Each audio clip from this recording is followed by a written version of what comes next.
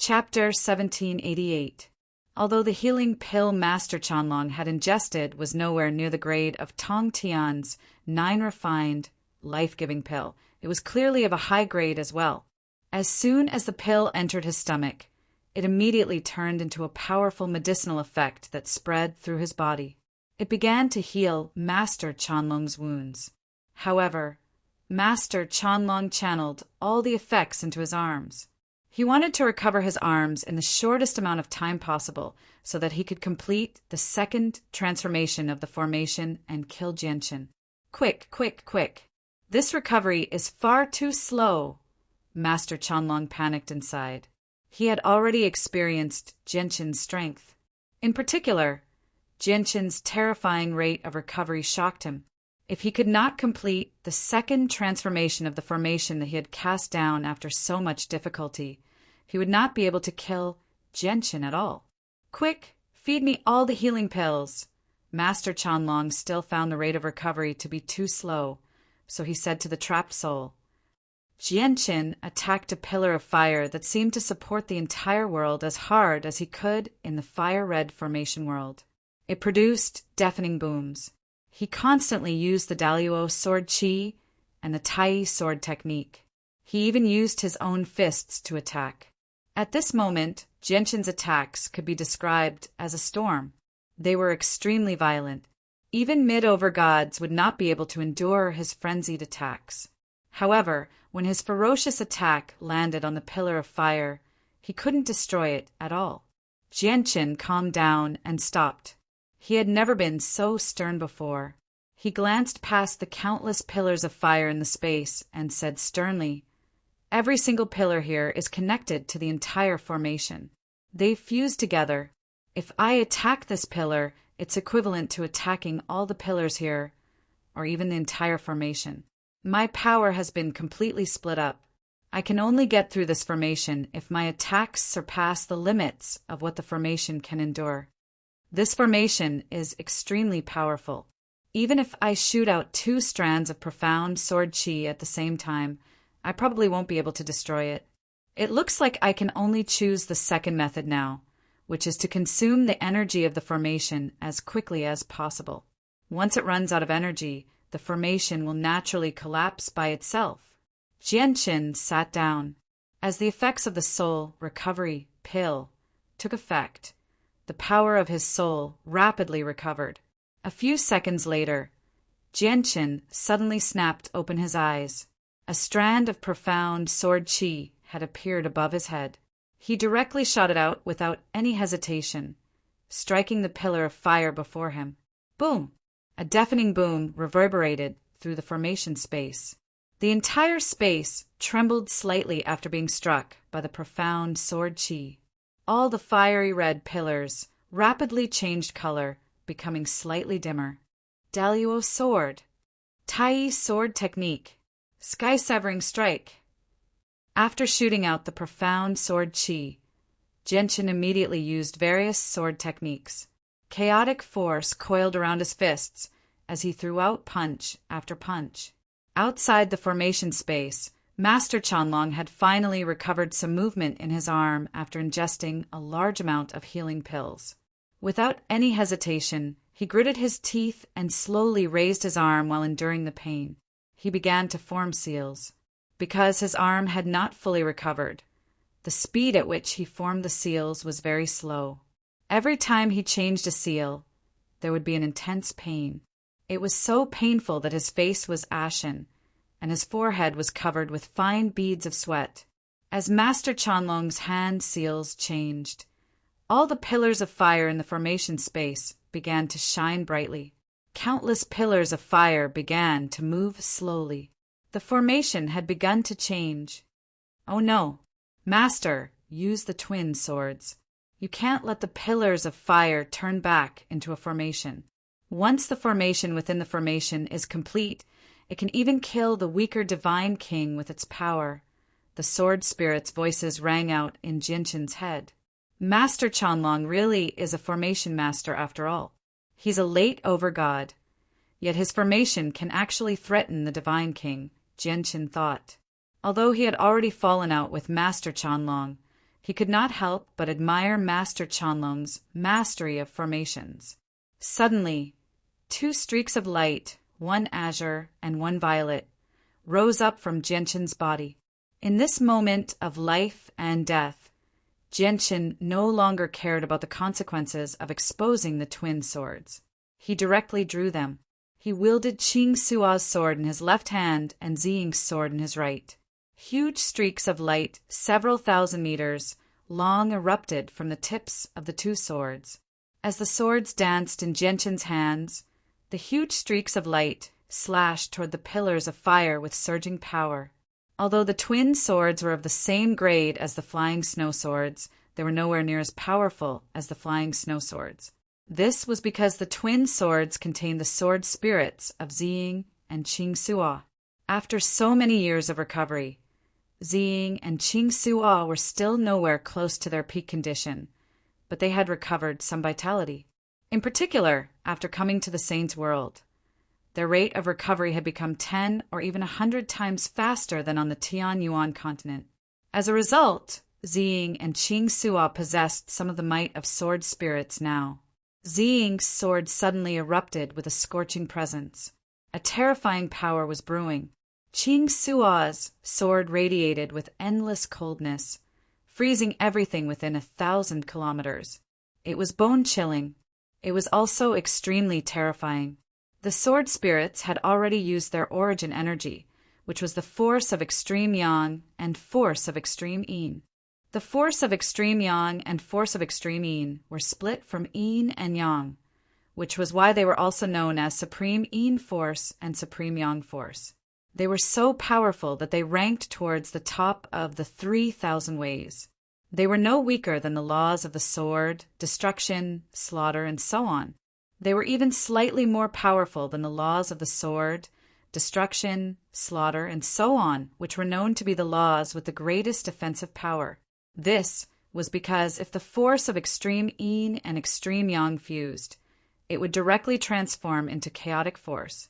This was the most terrifying power in the world. However, Ziying and Qing Sua were nowhere near fully recovered right now. As a result, their force of extreme yin and extreme yang did not possess the might they possessed when they were at their peak. In the outside world, Master Chanlong changed his hand seals painfully and painfully. Excitement had already appeared in his eyes. He was about to complete the second transformation of his formation. Only the last seal is left. Master Chanlong smiled victoriously. His heart, that had always been in his throat, finally settled down at that moment. Boom! At this moment, a deafening boom rang out in the surroundings. Azure and violet sword chi surged into the sky, dyeing the surroundings violet and azure. However, the violet and azure lights only appeared for a split second before vanishing completely. It was as if what had just happened was merely an illusion. In the sky, Master Chanlong's formation had already been ripped apart. Jianqin walked out in a rather horrible shape. His eyes were cold and filled with heavy killing intent. Chapter 1789. Master Chanlong's face became extremely ugly when he saw Jianqin break out of the formation. He knew that he had already lost the chance to kill Jianqin. Moreover, with his current condition, he had even lost the ability to move, let alone battle. Let's go. Quick, there's a teleportation formation disc in my space ring. Let's get out of here, Master Chanlong said to the trapped soul. His voice was filled with reluctance. Just a little more, and he would have been able to kill Jianqin. Old Chanlong, you've finally come to your senses. Although it'll be very difficult for you to live past 100 years in the future, it's still better to live a few more years than dying here. The trapped soul said to Master Chanlong extremely seriously. With such a stern tone, it was impossible to believe that he was not joking at all. It was also at this moment that Master Chanlong and the trapped soul were enveloped by a bright white light. They immediately vanished, having fled through a teleportation formation disc. Boom! As soon as they were teleported away, a golden sword chi struck the pit where Master Chanlong had been lying in mercilessly. With a boom, The pit was immediately filled with dust. Jianqin hovered in the distance. Even though his face was rather pale and he seemed to be in a rather horrible shape, his cold eyes still shone brightly. In particular, his presence surged as sword intent surged into the sky. I actually let him escape. Jianqin stared coldly in the direction where Master Qianlong had vanished. His killing intent did not decrease at all. Instead, it became even more intense. Master Qianlong had actually forced him to use the azulite swords.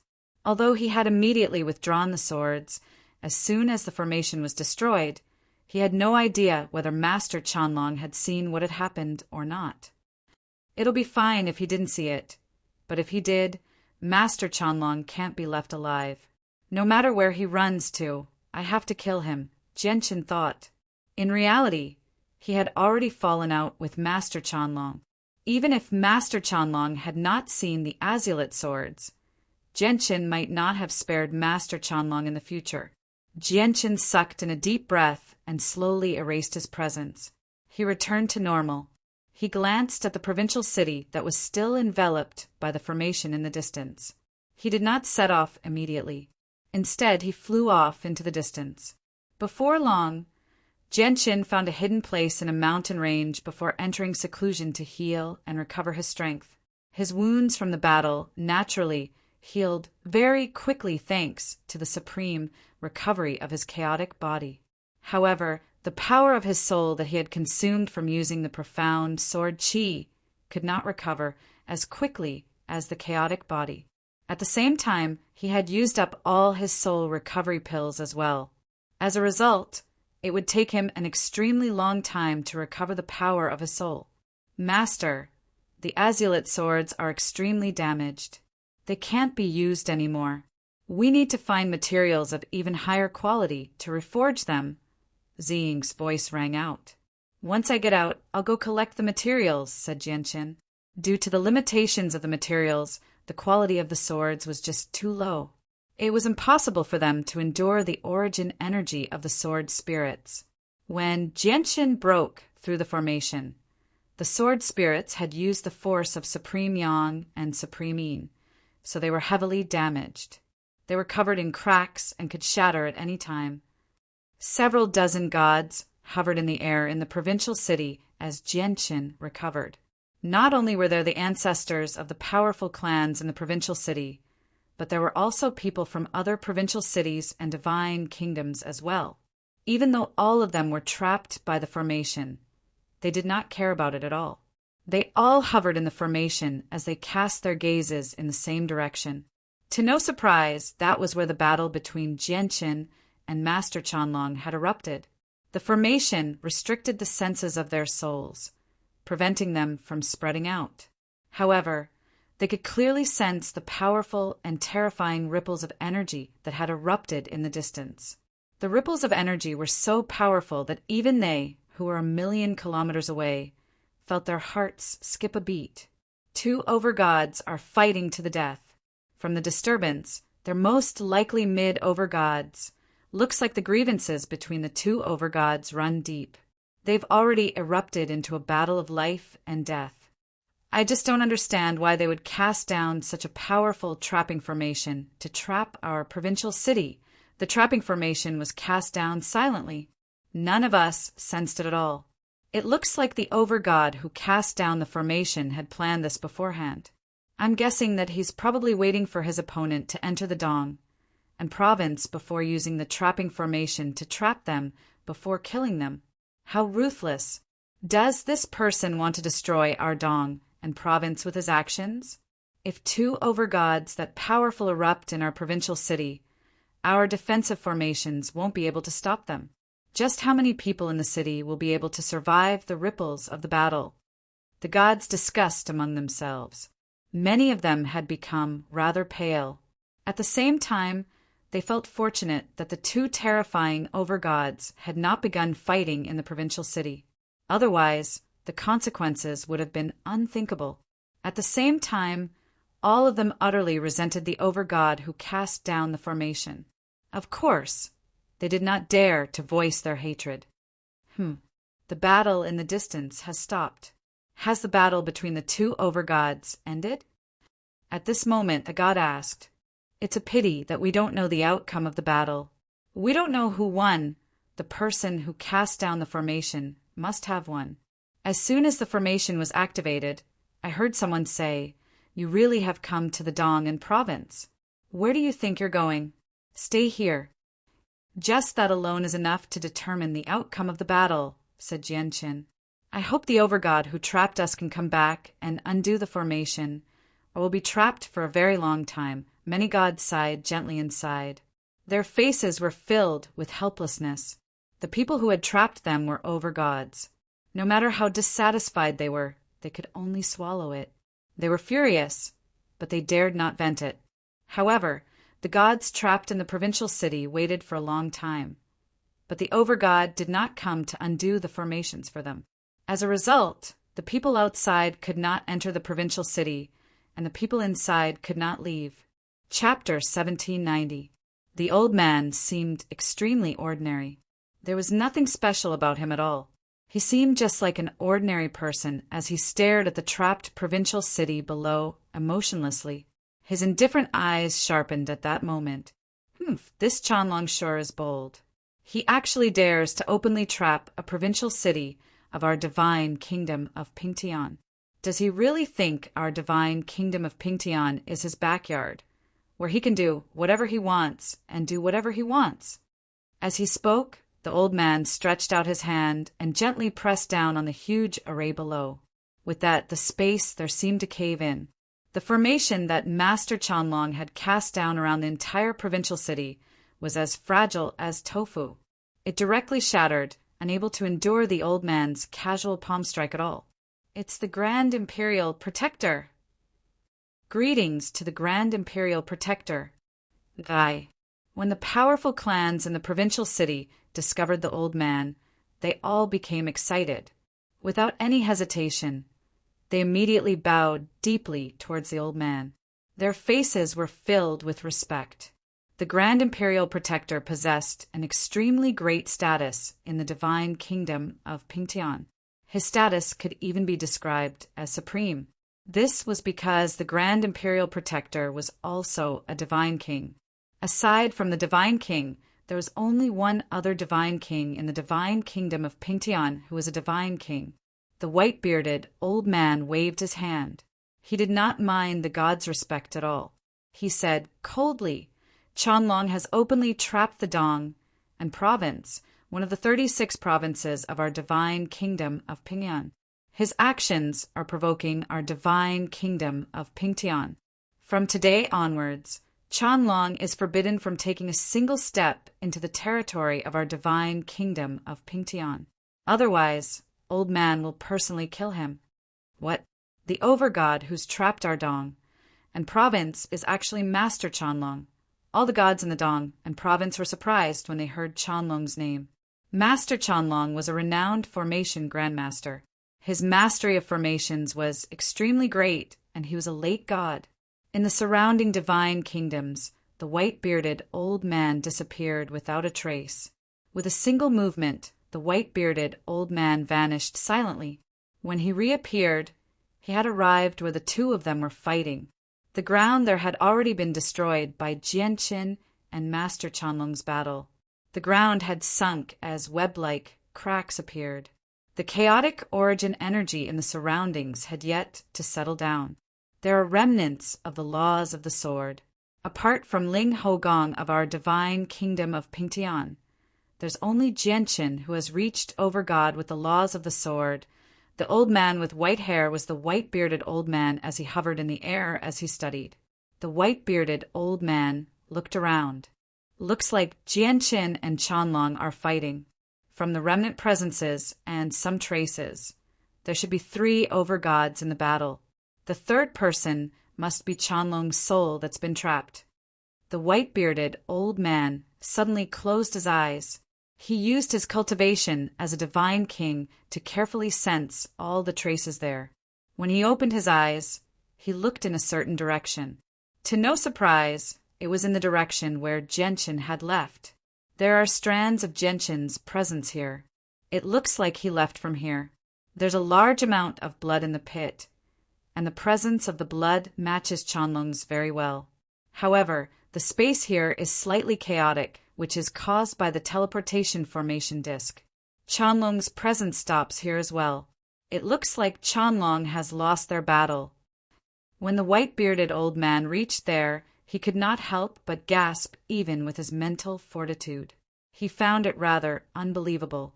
This was because, according to the information he possessed, Genshin had only reached the level of over-gods with the laws of the sword. His personal cultivation was pitifully weak. Although he possessed a powerful trump card, late over-gods would not be able to threaten them as long as they were slightly more careful. However, in his battle against Master Qianlong had actually lost even with the assistance of the soul. This was rather unbelievable. It looks like this Genshin is anything but simple. I need to go back and discuss this with Ping Tian immediately, the white-bearded old man murmured to himself before suddenly vanishing. Of course, he had not truly vanished. He had just flown far too quickly, to the point where he was undetectable with the naked eye. As a result, it seemed like he had suddenly vanished. In the blink of an eye, 3 days had passed since Genshin and Master Qianlong's battle. 3 days later, the power of Genshin's soul had finally recovered. I've benefited greatly from this battle as well. My laws of the sword have actually increased slightly. I feel like my laws of the sword have reached the peak of the minor layer of sword spirit. I'm only a step away from partial achievement, Genshin murmured to himself. After emerging from seclusion, he changed his identity once again. He entered the provincial city of the Dong and province with a low profile as Yang Yutian. However, after experiencing Master Qianlong's ambush in the provincial city, Genshin became even more cautious. His Majesty's shore is bold. He's actually placed a bounty on Master Qianlong in the entire Divine Kingdom. He's even bold enough to place a bounty on a late over-god. Probably only someone like His Majesty, the Divine King, has the strength to do that. We don't even need to do anything to find Master Qianlong. We just need to spread the news as quickly as possible. I heard that once we find traces of Master Qianlong, the Grand Imperial Protector will personally take action to kill Master Qianlong. Master Qianlong is powerful, but he's still powerless before the Grand Imperial Protector. Master Qianlong is in trouble now. However, as long as he doesn't enter the territory of our Divine Kingdom of Pingtian, he'll be fine. As soon as they approached the city gates, Genshin's attention was drawn over by the heated discussion. He went over and discovered that the Divine King of the Divine Kingdom of Pingtian had personally placed a bounty on Master Qianlong. Instead of calling it a bounty, it's better to call it a deterrence. It's a deterrence to the foreign over-gods. The opening of the Divine King Duanmu's dwelling has attracted the participation of many over-gods from the surrounding divine kingdoms. Due to the fact that there are just too many organizations involved, even the Divine King of the Divine Kingdom of Pingtian is powerless to stop them. As a result, he can only let the matter develop. Now that the matter of the Divine King Duanmu's dwelling has ended, the Divine King of the Divine Kingdom of Pingtian has begun to display his true might. He's using the matter of Master Qianlong to deter the foreign over-gods. You can come to our Divine Kingdom of Pingtian, but you can't cause trouble in the Divine Kingdom, or the God King Grand Imperial Protector will personally take action and kill you. Genshin understood the Divine King's intentions very soon, and he smiled faintly. What he feared the most right now was being surrounded and attacked by several over-gods. However, now that the Divine King had interfered, the over-gods of the other divine kingdoms would definitely become fearful and hold back. After all, the over-gods were not like Master Qianlong, who hated Genshin so much.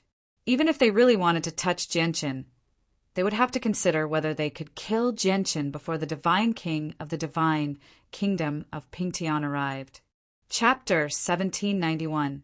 In the provincial city, Genshin spent some divine crystals to rent an independent courtyard in a high class inn as a temporary residence. At this moment, Jianqin sat in the air in a luxurious set of white robes. His clothes were neat and tidy as he sat in the air. His long, black hair was unadorned. It draped down his back very casually, reaching his waist. Before Jianqin, all the elders of the Emo clan and the Ando clan, as well as the gods Emo Ling and Ando Fu, were present.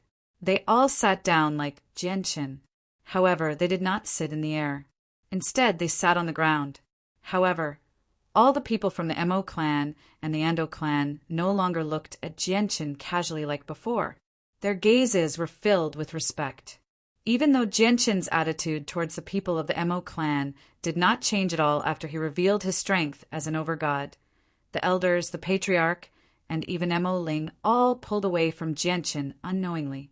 This was because, in their eyes, Jianqin had already reached a completely different level from them. The great difference in strength also caused their statuses to change silently. As a result, it was very difficult for the people of the Emo clan to treat Jianqin as casually as before. I'm finally out. I'm finally out. It's been so suffocating. Jianqin, you've locked me up for so long that I thought you had forgotten about me. Emo Yan's voice rang out.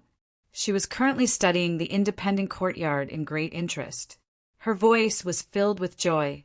The only person who had not changed among them was Emo Yan, who had not completely accepted the concept of strength as the ruler.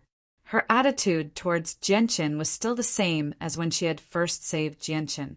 Jianqin, is this really the provincial city of the Dong'an province? This is the first time I've come to the provincial city. I really want to go out and see what it's like. Emo Yan raised her head and stared at the sky. Her eyes were filled with yearning. Jianqin chuckled when he heard that. He said, the provincial city has probably been rather chaotic recently. In a few days, Miss Emo Yan is free to wander around however you want. The patriarch felt proud when he sensed Jianqin's attitude towards Emo Yan. Although he could tell with a single glance that Jianqin did not have any romantic feelings for Emo Yan, he understood that Jianqin had already begun to treat his daughter as a sister, which made him feel extremely excited. As long as Emo Yan and Jianqin remained, the status of the Emo clan would definitely rise up. Jianqin looked at the people from the Emo clan and Ando clan. He said, after some thought, I've gathered everyone today because I need your help with some matters. I want to establish a clan in the Dong'an province, but the establishment of a clan naturally requires territory. As a result, I hope you can help me investigate where I can buy good land in the provincial city.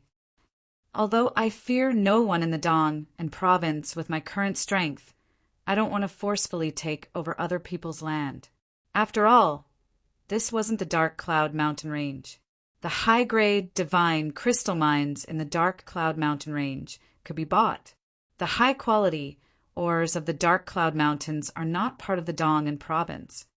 Although the territories of the Liu family, Emo clan, and Ando clan were still empty, Jianqin did not want to choose a place like that.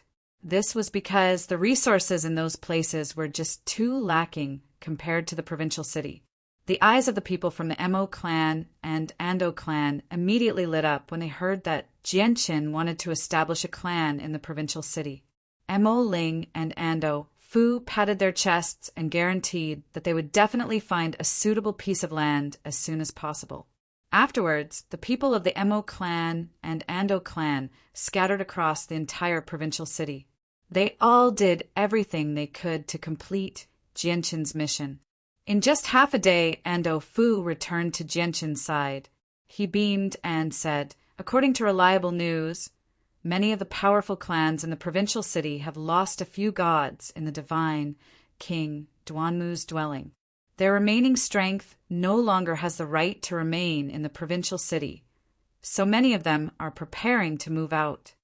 If they really do move out of the provincial city, the territory they possess right now will definitely be split up by the other powerful clans in the provincial city. We can buy the land from them before they move out, Jianqin said. With that, Ando Fu took out a map and continued, I've already marked out the clans that will be moving out. I've discovered that one of the locations is quite good. Sir Jianqin, please take a look. Ando Fu tried his best to present himself before Jianchen. He knew that once Jianchen established a clan, he would definitely need a large number of people to fill up the middle of the clan. His Ando clan just happened to have quite a lot of people. Once the Ando clan assisted Jianchen in establishing his clan, the people of the Ando clan would be equivalent to founding members of the empire. They would possess extremely great contributions, so their status would naturally be extraordinary. Jianchen stared at the map for a while before saying firmly, "Let's go to the Sun family." The Sun family? Ando Fu was slightly surprised. Although the Sun family was a medium-sized clan in the provincial city, and their territory was extremely large, it was located in just too remote a location.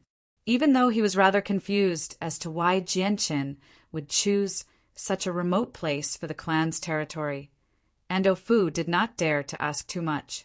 He followed closely behind Jianchen. Many guards and servants moved about the huge estate of the Sun family in the provincial city. All of them busied themselves, packing up their belongings and preparing to move out. However, a majestic hall in the Sun family was currently filled with people. To no surprise, the old man at the front was a god. Below him sat over a dozen deities and a few direct descendants who had not reached godhood but possessed great status. However, all of them were dispirited right now. They were in low spirits. The Sun family originally possessed 4 gods. Among the powerful clans in the provincial city of the Dong and province, they could be regarded as a mid-tier clan. However, the opening of the divine King Duanmu's dwelling had caused the Sun family to lose 3 gods all of a sudden, plunging the Sun family from heaven to hell. Everyone, what do you think is the best place for our Sun family's new territory after leaving the provincial city? The god who sat at the very front asked. He was the only remaining ancestor of the Sun family. Everyone in the hall remained silent. How could the cultivation environment outside compare to the provincial city of the Dong and province? They had become accustomed to living in the provincial city, so they really found it rather difficult to adapt to leaving now. I can give you a chance to continue establishing yourself in the provincial city. At this moment, a voice rang out from outside. At this moment, a vigorous voice sounded from outside. Immediately, a red light flashed, and a red figure appeared in the Sun clan's discussion hall. Chapter 1792. The appearance of the red figure immediately attracted the gazes of all the people from the Sun family in the hall. As the only god of the Sun family, the eyes of the ancestor who sat at the very front also gathered on the red figure. Not only did he not show any excitement, but his face sank instead. He said coldly, "Huoluji, I've already guessed why you've come. The price your Hu family has to pay for making our Sun family remain in the provincial city is to submit to your Hu family." The tone of the Sun family's patriarch revealed a sense of disdain for the Hu family. The Hu family was very powerful. They were one of the 3 most powerful clans in the Dong and province. They possessed a late god, so the Sun family could not be compared to them at all. However, as a powerful clan that also possessed a god, the Sun family naturally had their pride and dignity. They would never submit to the Hu family just to remain in the provincial city of the Dong and province. The god from the Hu family, Huoluji, did not mind the cold attitude of the god from the Sun family at all. He shook his head with a gentle smile and said, "Senior Sinjie, you're overthinking things. Your Sun family is one of the more powerful clans in the provincial city after all. How can our Hu family make your Sun family yield?" "Then tell me what your Hu family has in mind," said the ancestor of the Sun family, Sun Jie. He remained cold. Huoluji stood in the hall with his hands behind his back. He smiled faintly and said, "It's very simple. Our Hu family hopes to ally with the Sun family." "Ally?" The ancestor of the Sun family sneered. "It's probably an alliance on the surface, but it doesn't have much to do with submitting to us. Huoluji, you better return. Even if our Sun family moves out of the provincial city, we're unwilling to submit to your Hu family." A look of pity appeared on Huoluji's face as he said, "Our Hu family was originally just curious and sincerely hoped to help the Sun family. I never thought that Senior Sun Jie would understand us in such a way. Then I am unable to help the Sun family with their current predicament." After a moment of silence, Huoluji continued, "Senior Sun Jie, you must know that once your Sun family moves out of the provincial city, the territory of your Sun family in the provincial city will become ownerless. It will still be split up by the other clans in the city, and your Sun family will not benefit at all. I have a suggestion that can allow your Sun family to make use of this land, and that is to sell it to our Hu family. What do you think, Senior Sun Jie?" Sun Jie's eyes flashed when he heard this. He said, "Then may I know what price your Hu family is willing to pay for this land?" Sun Jie also understood that Huoluji was right. Once the Sun clan left the county city, this piece of land would indeed fall into the hands of other clans. The reason why the Hu family bought this piece of land in advance was to avoid unnecessary disputes with other families. Although the Hu family possessed quite the strength in the provincial city, they were nowhere close to being able to do whatever they wanted. 50,000 mid-grade divine crystals, said Huoluji. Sun Jie became slightly interested when he heard Huoluji's price. This was equivalent to 5 million low-grade divine crystals. Although it was still rather cheap to buy the land of the Sun family, it was still an additional source of income. If they sold it, their Sun family would receive 5 million low-grade divine crystals. If they did not sell it, they would not be able to keep the land either. I want this land as well. I'll pay 10,000 high-grade divine crystals. At this moment, another voice rang out from outside. A young man in luxurious white robes walked in unhurriedly from outside. Behind the young man was an old man with white hair and a ruddy complexion. He was sage-like, and he silently followed behind the young man. To no surprise, the young man was Jianqin.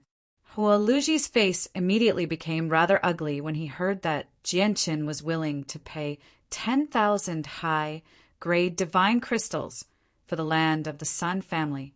On the other hand, the ancestor of the Sun family, Sun Jie, was overjoyed. 10,000 high-grade divine crystals were equivalent to 1 million mid-grade divine crystals.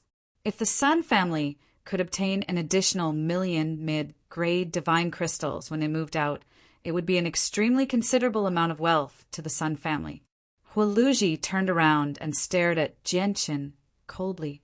His face was very ugly as he growled, "I am Huoluji of the Hu family in the Dong'an province. May I ask which clan you belong to? I've come to the Dong and province to buy this piece of land because I plan on founding a clan. I believe you'll learn which clan I belong to before long," Jianqin said calmly. "Our Hu family has taken an interest in this piece of land. Do you plan on competing with our Hu family for this piece of land?" Huoluji growled. Jianqin smiled faintly. "What a coincidence! I've taken an interest in this piece of land as well. Since both our clans have taken an interest in this piece of land, it's unavoidable for us to compete. The land will belong to whoever wins. I've already offered 10,000 high-grade divine crystals. May I ask if you would like to continue offering a higher price?" Huoluji ignored Jianqin. He looked at Sun Jie and took out a space ring he had prepared beforehand. He said, "Senior of the Sun family, here are 50,000 mid-grade divine crystals. If Senior Sun Jie has no objections, we can reach an agreement right now and complete the transaction. This fellow has already offered 10,000 high-grade divine crystals. If your Hu family wants the land of my Sun family, you obviously have to offer an even higher price than this fellow." The ancestor of the Sun family smiled faintly. He did not fear the Hu family at all. Huoluji could also tell that the Hu family's power was not enough to deter this old bastard from the Sun family. His face sank, and he stared at Jianqin coldly.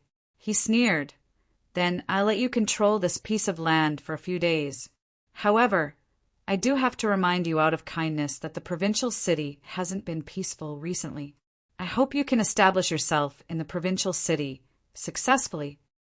With that, Hualuji left. Jianqin completely ignored Hualuji's threat. He tossed a space ring to Sun Jie and said, "There are 10,000 high-grade divine crystals in there. Please take a look. If you have no objections, we can reach an agreement right now. From today onwards, this piece of land will belong to me." Sun Jie accepted the space ring and checked it. A smear of joy immediately appeared on his face before he immediately signed the agreement with Jianqin. From today onwards, this piece of land would officially belong to Jianqin. When Jianqin purchased the land of the Sun family, the other powerful clans in the provincial city began to move as well. A few clans that were confident in their strength sent gods to visit the powerful clans that were about to leave the provincial city. They wanted to purchase the land with divine crystals so that they could expand their businesses in the provincial city. Basically, all the land in the provincial city had been split up between the powerful clans. Every single one of these powerful clans had various stores, inns, and other businesses in the provincial city. With the excellent cultivation environment and the flow of people in the provincial city, it was naturally enough to attract many cultivators to settle down.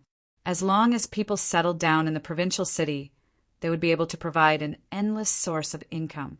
Chapter 1793. After Jianqin successfully purchased the territory of the Sun family, the other people from the Mo clan and the Ando clan all returned. At this moment, everyone was gathered in the discussion hall of the Sun family.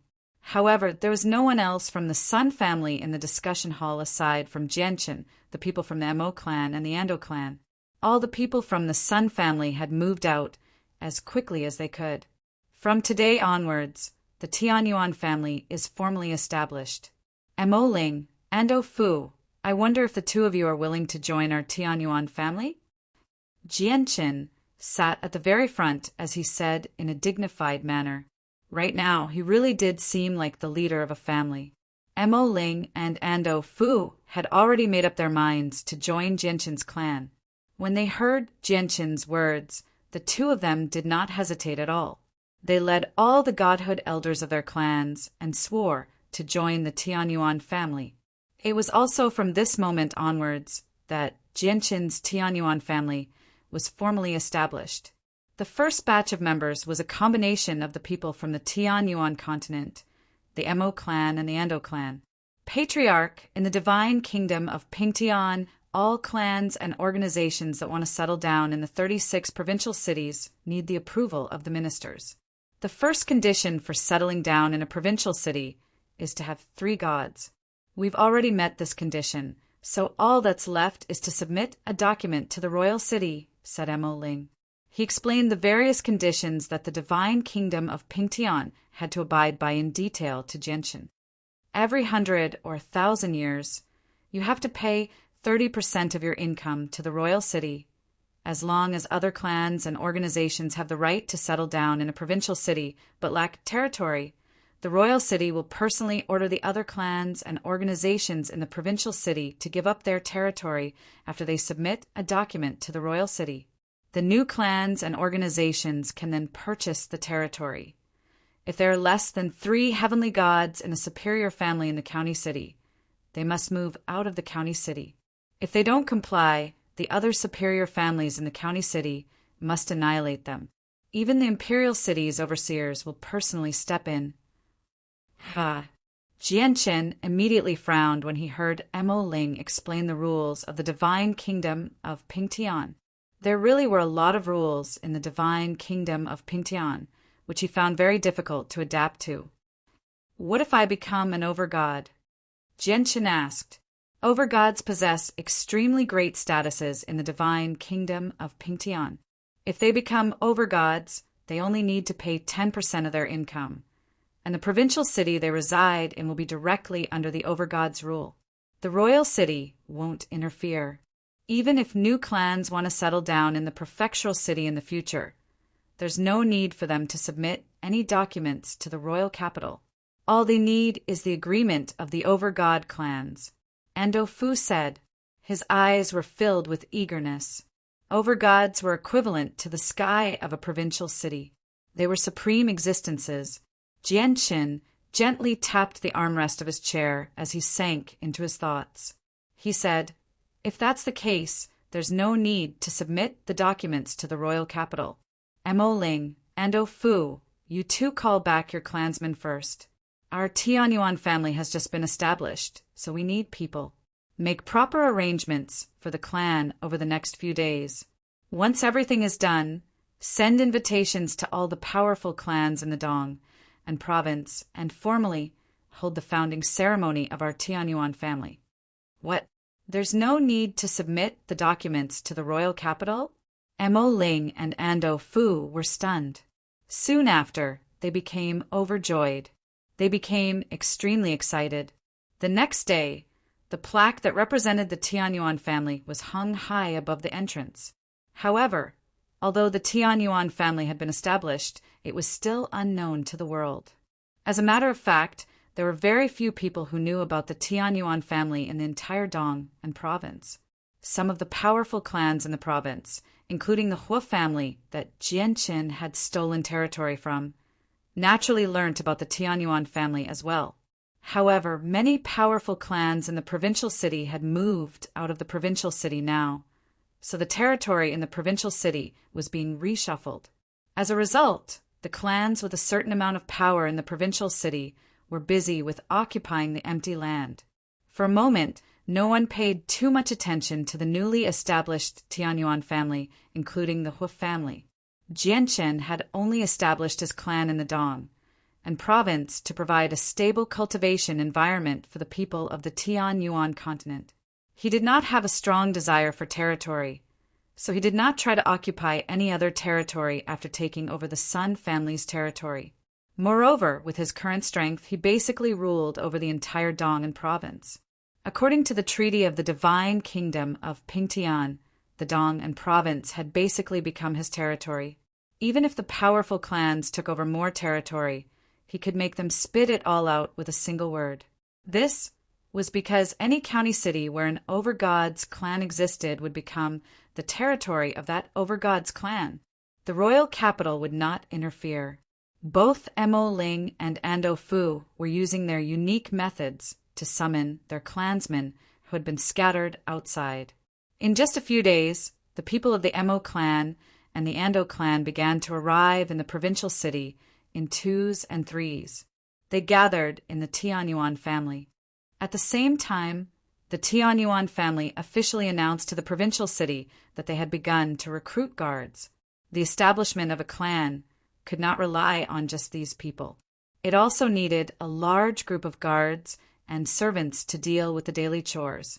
These people had to be recruited from outside. Of course, Jianqin gave Mo Ling and Ando Fu full authority to deal with these matters. Although he was the one who had established the clan, he was unwilling to waste his time and energy on these miscellaneous matters. He had completely become a hands-off manager. While Mo Ling, Ando Fu, and so on were doing their best for the Tianyuan family, Jianqin arrived at the back courtyard that he had designated as forbidden grounds. Shangguan Mu-er, Xiao Jin, Xiao Ling, the White Tiger, Houston, Ruijin, Honglian, Blackfish, Newbies, the seven-colored heaven-devouring beast, and the people from the world of Forsaken Saints had all appeared outside. Jianqin stood before them with a gentle smile. He took out a jade bottle from his space ring. As he opened the bottle, a heavy fragrance immediately permeated the surroundings. "It smells so good. Big brother, what's this?" Xiao Ling skipped over to Jianqin's side.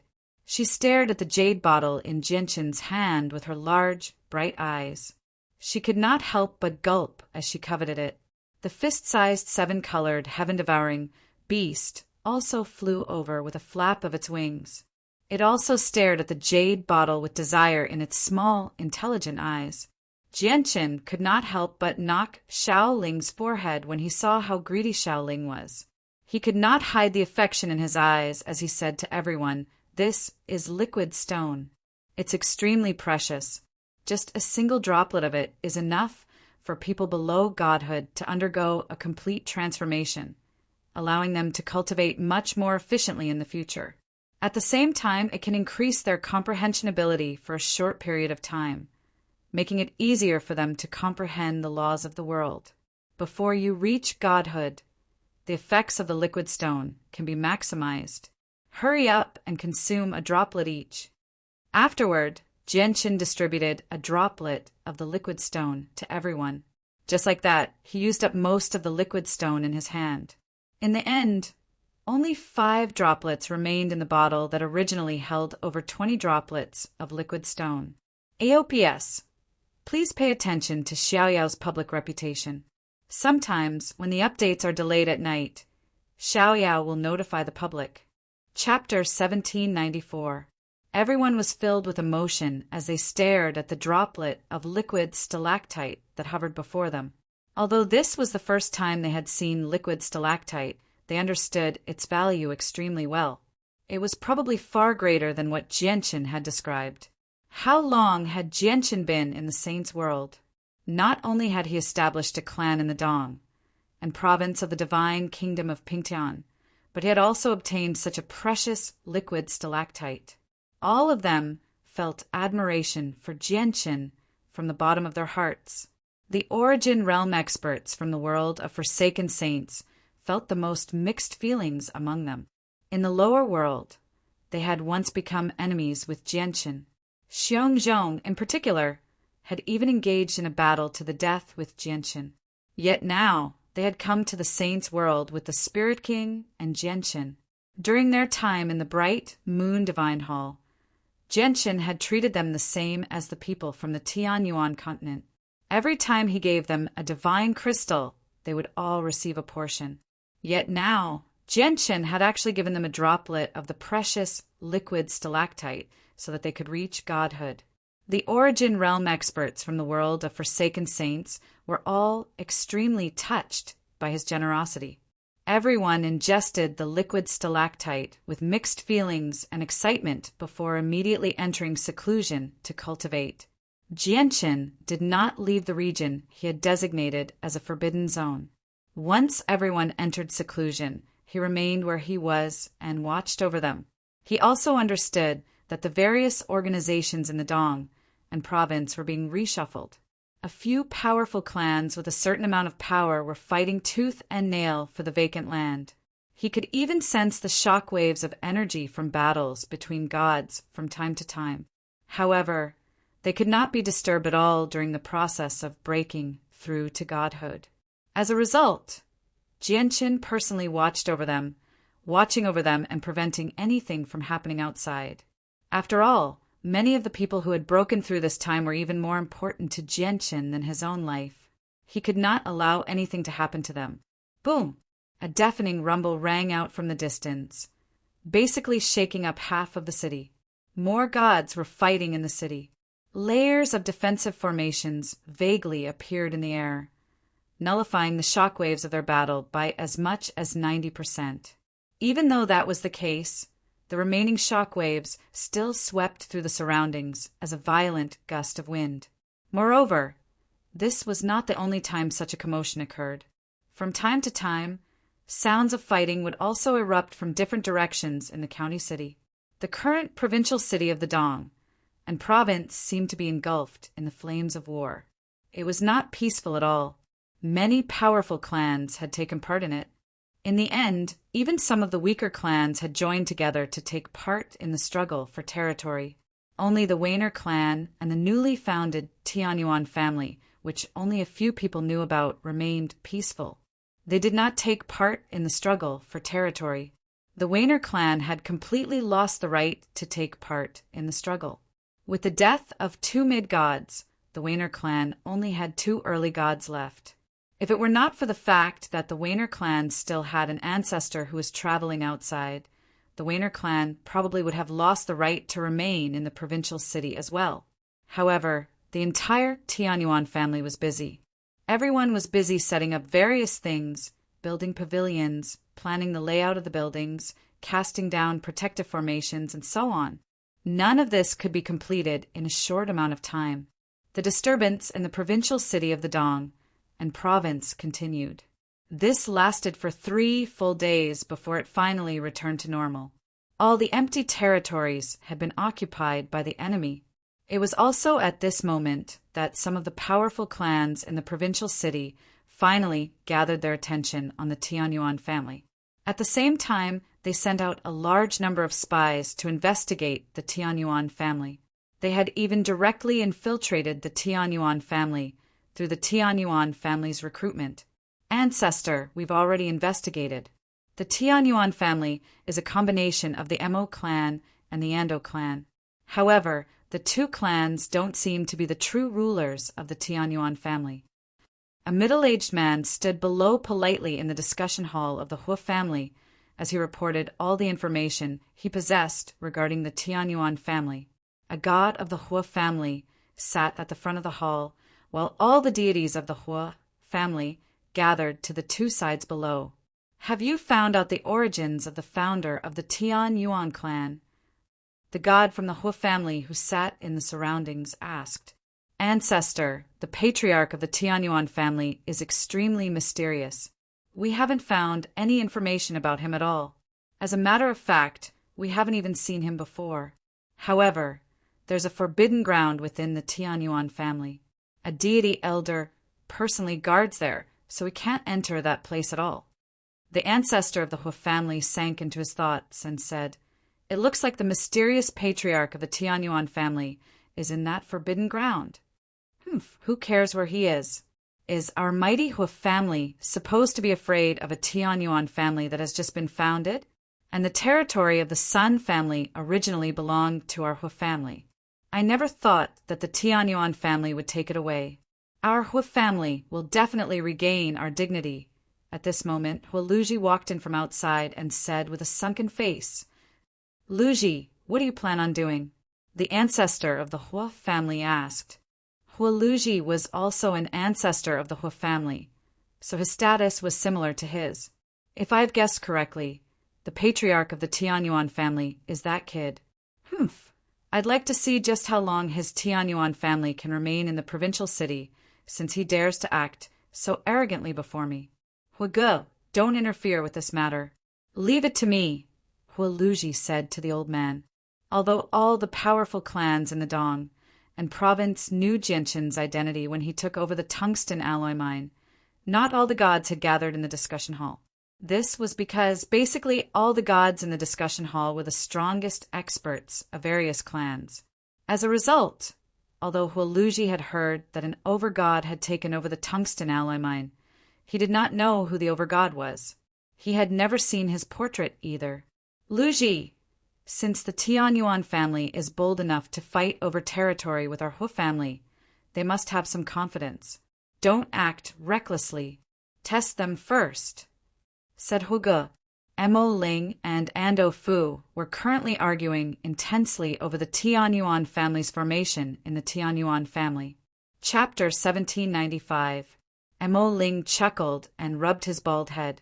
He said, Right now, the entire provincial capital can be said to be the patriarch's territory. What's wrong with the patriarch setting up an energy-gathering formation in his territory? Moreover, our Tianyuan family has the patriarch's support.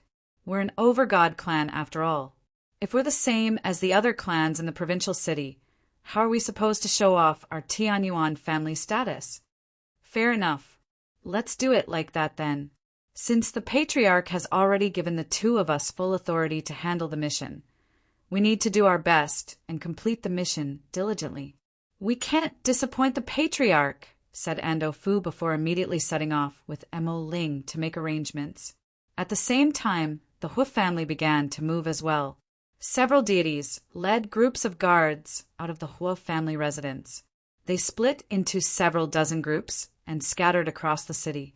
They surrounded a few inns and shops before smashing the signs of the inns and shops to pieces in an extremely barbaric manner. Afterwards, they replaced the signs that they had already prepared.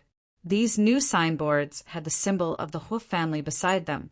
Any shop with such a symbol meant that the shop belonged to the Hua family. However, the signs that had been smashed to pieces by the guards of the Hua family still had the unique symbol of the Tianyuan family. These shops originally belonged to the Sun family, But ever since the territory of the Sun family was purchased by the Tianyuan family, the shops that originally belonged to the Sun family naturally ended up in the hands of the Tianyuan family. These people all belong to the Hu family. The signs that the people of the Hu family have smashed seem to belong to the Tianyuan family that has just been established. The actions of the Hu family are clearly trying to forcefully take over the businesses of the Tianyuan family. What a pitiful Tianyuan family. They've just been established, and they haven't even opened for business yet. Yet the Hu family has forcefully taken over them. The strong prey on the weak. It's all because the Tianyuan family is just too weak. The Hu family just wants to bully the Tianyuan family. So what can the Tianyuan family do? The Tianyuan family has offended the Hu family as soon as they've moved into the provincial city. The Tianyuan family probably won't have any good days in the provincial city in the future. I originally wanted to become a guard of the Tianyuan family, but it looks like it's best if I stay away from the Tianyuan family. The news of the Hu family taking over the businesses of the Tianyuan clan spread through the provincial city very quickly. In a short while, everyone in the city learned about it, and it became the topic of discussion. However, the Hu family was not the only organization that forcefully took over the businesses of the Tianyuan clan. Soon after the Hu family began to move, the Dong family began to move as well. They began to take over the remaining businesses of the Tianyuan family. With the Hu family and the Dong family working together, they took over all the businesses of the Tianyuan continent very quickly. As a result, the Tianyuan family was only left with a single ancestral home that they were quickly setting up. The Hu family and the Dong family moving against the Tianyuan family at the same time immediately caused an uproar over the matter in the provincial city. However, without any exception, everyone felt sympathy for the Tianyuan family. The Tianyuan family's response was within everyone's expectations. They did not do anything at all, as if they had no idea that all the businesses of their clan in the provincial city had been taken over by someone else. There was an extremely large residence in the provincial city. A stone tower that was several hundred meters tall stood in the depths of the residence. At this moment, there were two old men seated at the top of the stone tower.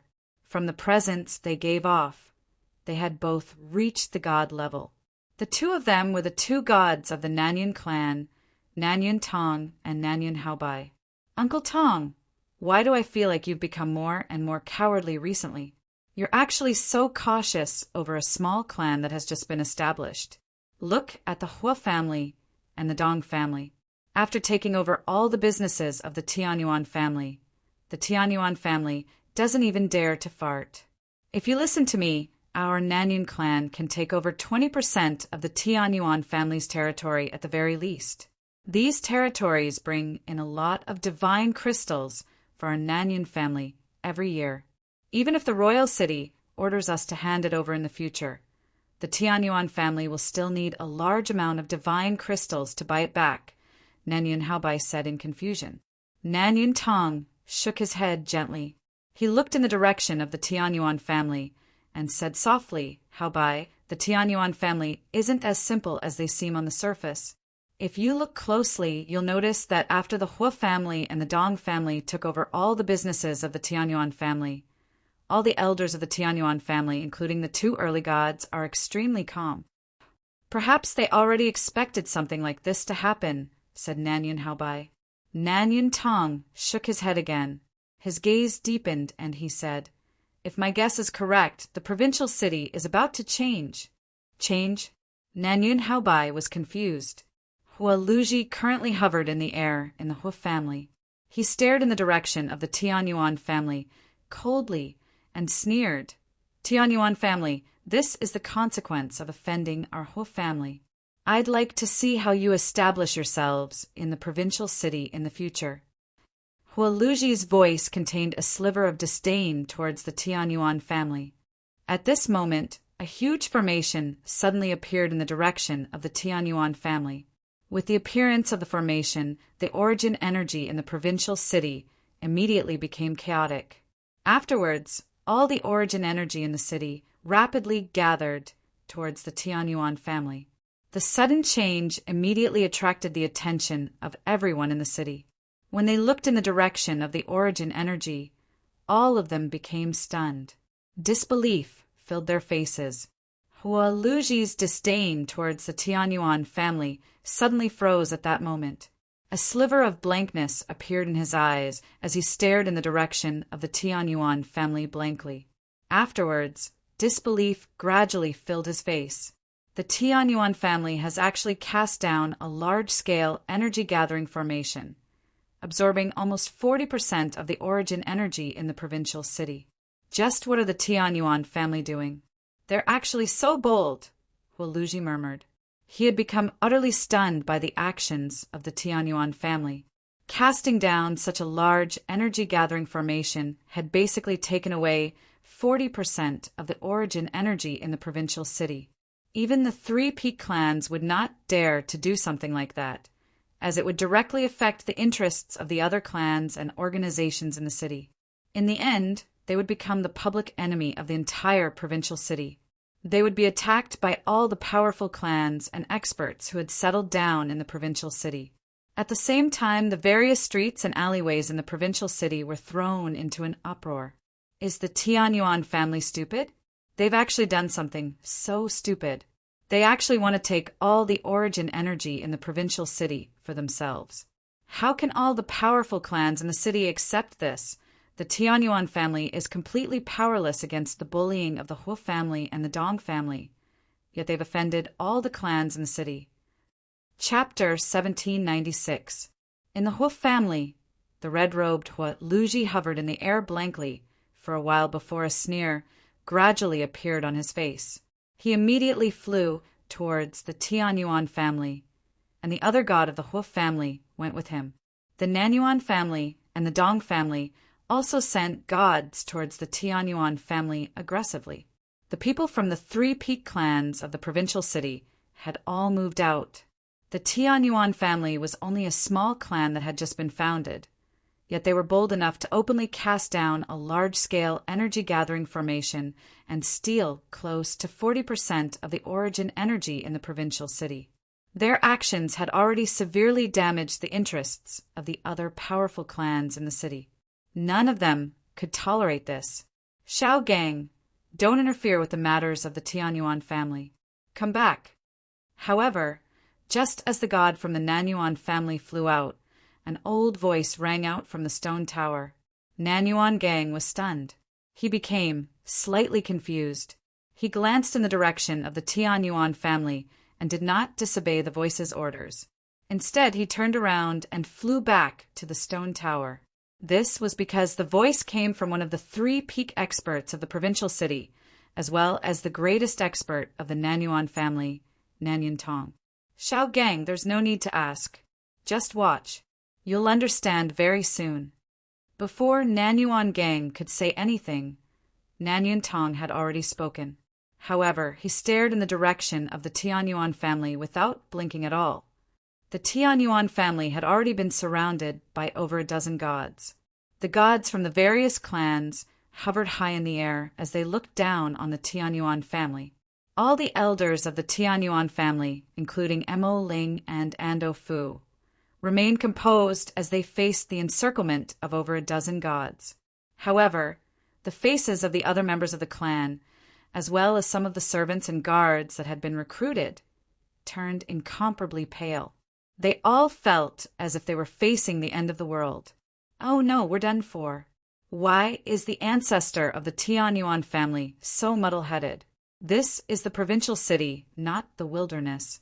How can he cast down such a large energy-gathering formation? Great, he's offended all the powerful clans in the provincial city in a single stroke. Sigh, I just joined the Tianyuan family and became a guard of the Tianyuan family.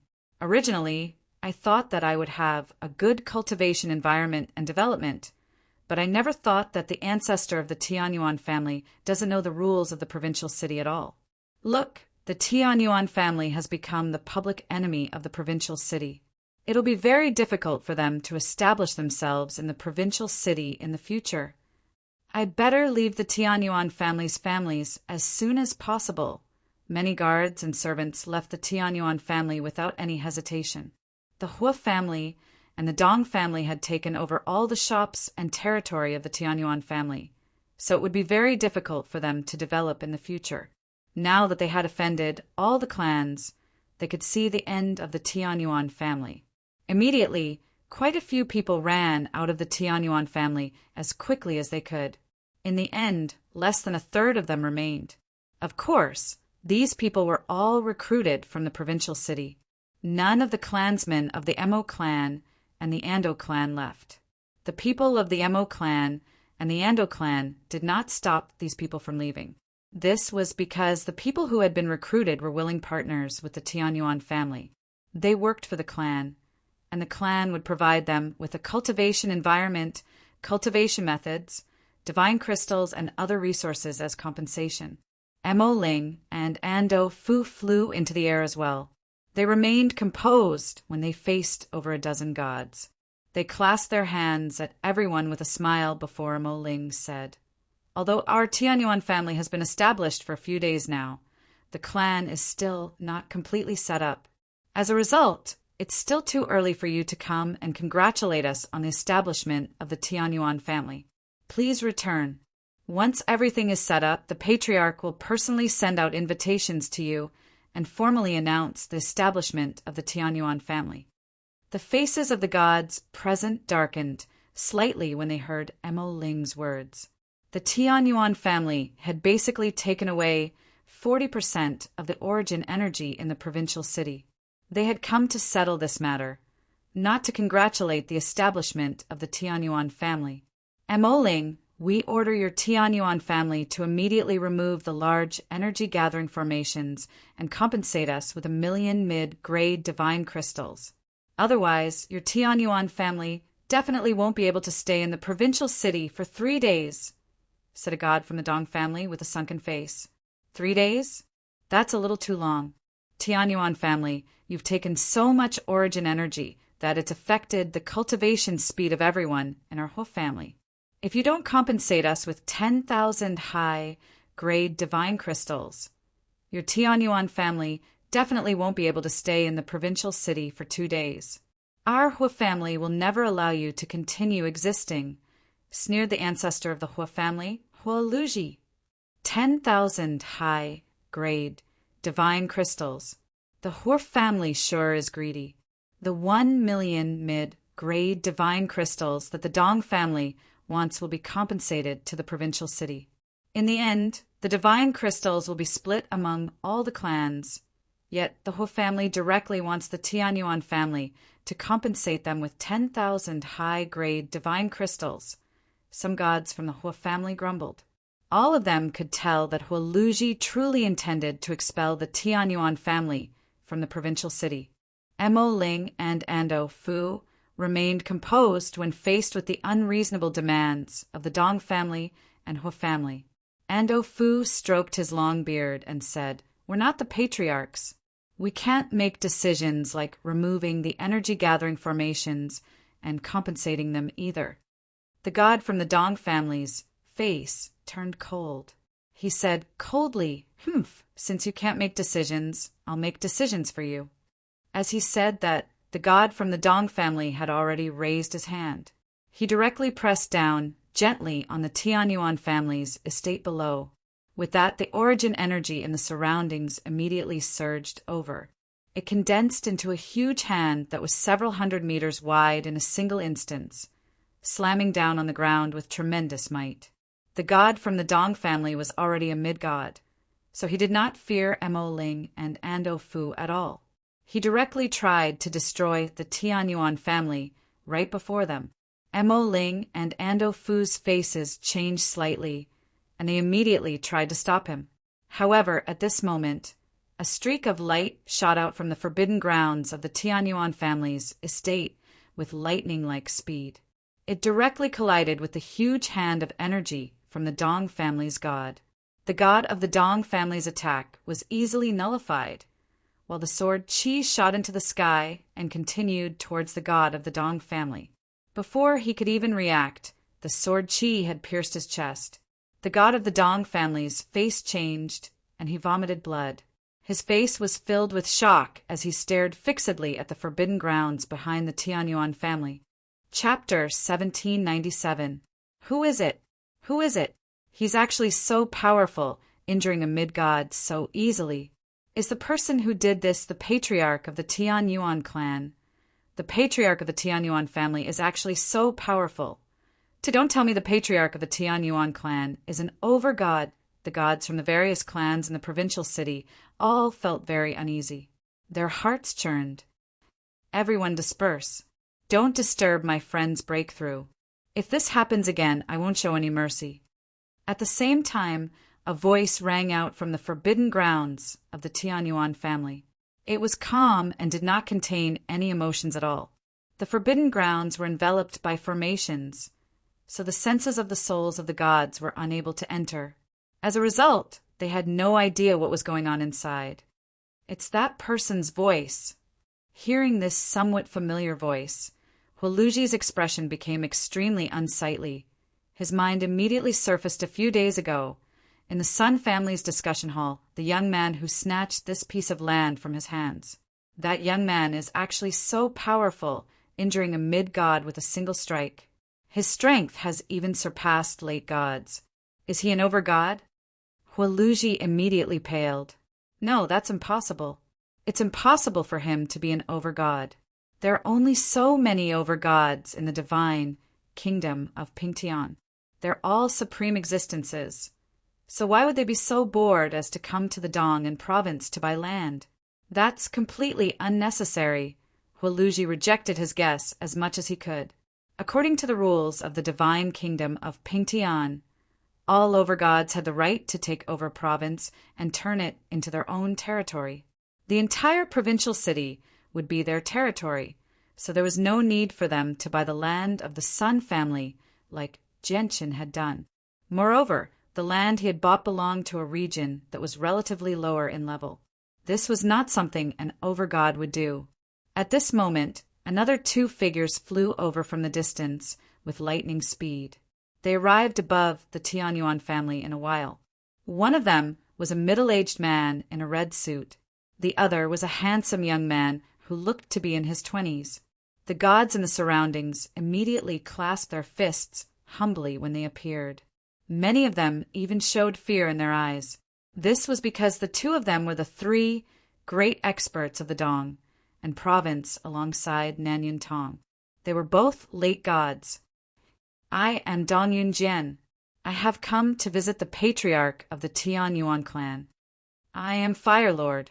I have come to visit the patriarch of the Tianyuan clan. Dong Yunjian and Huijun stared at the forbidden grounds of the Tianyuan family sternly as they clasped their fists. Just a single strike had heavily injured a mid-god, and the mid-god was unable to resist at all. The two of them had to admit that they were unable to do something like that. Probably only over-gods could do something like that. All the gods gathered there shifted their gazes away from the Fire Lord and Dong Yunjian. They all stared at the forbidden grounds of the Tianyuan clan that was enveloped by formations. At the same time, figures flickered in the surroundings. Gods hurried over from various places in the provincial city. Not only did all the gods from the powerful clans come, but even some gods who did not belong to the Dong and province had gathered as well. As a result, over 50 gods had gathered there. In just a short amount of time, all the gods in the entire provincial city had gathered in the Tianyuan family. Although the large-scale energy-gathering formation cast down by the Tianyuan family had attracted everyone's attention, they did not take it to heart because it was a matter for the powerful clans in the provincial city. However, now that an expert who was very likely to be an overgod had appeared in the Tianyuan family, it was extremely important. It immediately attracted everyone's attention. Not only did overgods possess a very great status in the divine kingdom of Pingtian, but they also possessed extremely great statuses in the surrounding divine kingdoms. They were known as the peak forces of a divine kingdom. Whether it was the divine kingdom of Pingtian or the divine kingdoms in the surroundings, they only had around a dozen overgods, even if they used all the power they had. If the overgods who had died in the divine King Duanmu's dwelling were included as well, the number of overgods in a few divine kingdoms had decreased to less than 10. This was more than enough to demonstrate just how rare overgods were. The patriarch has already said that you should not interfere with the patriarch's friend's breakthrough. If you cause the patriarch's friend's breakthrough to fail, you can imagine the consequences. Mo Ling said to everyone in high spirits as he floated in the air with his head held high, "Everyone, please return. In a few days, our Tianyuan family will be holding a founding ceremony. At that time, you'll naturally be able to see the patriarch in person," Ando Fu said as well. He was filled with emotions. A few years ago, he had to lower his voice before these powerful clans as he was afraid of offending them. But now he could directly stand before these powerful clans and act as he pleased. So what if the three great experts of the Dong and province did? They still did not dare to offend him. The gods who did not belong to the Dong and province naturally did not dare to say anything when they heard what Mo Ling and Ando Fu had said. They all conversed courteously with Mo Ling and Ando Fu before leaving. The attitudes of the gods of the Dong and province towards the Tianyuan family underwent a drastic change. Their sunken faces, when they had just arrived, were now filled with enthusiasm. They even seemed to be trying to flatter them. They did not mention the large energy-gathering formation in the Tianyuan family at all. Wait a moment. Hua Luji of the Hua family and Dong Xingri of the Dong family have disrespected our Tianyuan family, so please stay behind and wait for the patriarch's decision. Just when the people from the Hua family and the Dong family were about to leave, Ando Fu's voice suddenly rang out. The expressions of the two late gods from the Hua family and the Dong family changed when they heard that. The hearts of Hua Luji and the mid-god from the Dong family, who had been stabbed in the chest by Jinchin's sword Qi, sank heavily. Their faces became extremely ugly. "Luji, stay with the Tianyuan family for now. Properly apologize to the patriarch of the Tianyuan clan," Fire Lord said emotionlessly. "Xingri, you stay behind for now." Dong Yunjian also said to the mid-god from the Dong family helplessly. In the end, Hua Luji and Dong Xingri stayed behind. They had basically become prisoners. Even though Ando Fu was the one who wanted Hua Luji and Dong Xingri to stay, the experts of the Hua family and the Dong family dared not to object. This was because the Tianyuan family had an overgod. Before an overgod, the three great experts of the Dong and province were basically a joke. In the blink of an eye, all the gods gathered in the Tianyuan family had left. The disturbance caused by the Tianyuan family's large-scale energy-gathering formation was resolved just like that. The gods of the Hua family and the Dong family passed down orders as quickly as they could, returning all the territory they had taken from the Tianyuan family. Even the plaques that they had smashed were remade in their original form and hung up carefully. When the ancestors of the other clans returned to their clans, they did not sit around idly either. They all gathered all the godhood elders in their clans for an emergency meeting. They all discussed the Tianyuan family sternly. The appearance of an overgod in the Tianyuan family affected the Dong and province far too greatly. The appearance of an overgod in any provincial city would directly change the fate of the city. The two early heaven gods of the Wainer clan who had fought against Genshin in the past gathered together as well. Their faces were extremely ugly. The overgod of the Tianyuan family must be Genshin. I never thought that he would actually establish a clan in the Dong and province. This is a disaster for our Wainer clan. Sai, Genshin has only just established his clan right now. He's tied up with various matters, so he has no time to take care of us. Once he takes over the Dong and province in the future, he'll probably target our Wainer clan. After all, we've fallen out with Genshin outside the divine King Duanmu's dwelling. The two gods of the Wainer clan said worriedly. Their faces were filled with worry and bitterness. Great-grandfathers, what has made you so worried? At this moment, a young man in embroidered robes walked in from outside. He smiled faintly as if he had just returned home. When the gazes of the two early god ancestors of the Wainer clan landed on the young man, they were stunned for a moment before joy filled their faces. They cried out in unison, "Xiao Yan!" Chapter 1798. Ancestor. Yen was originally called Wainer Yen. His talent was extremely outstanding. He was the clansman with the most outstanding talent ever since the founding of the Wainer clan. In just 30,000 years, he reached early god and became the fifth ancestor of the Wainer clan at such a young age. Afterwards, he spent another 5,000 years to go from early god to mid-god.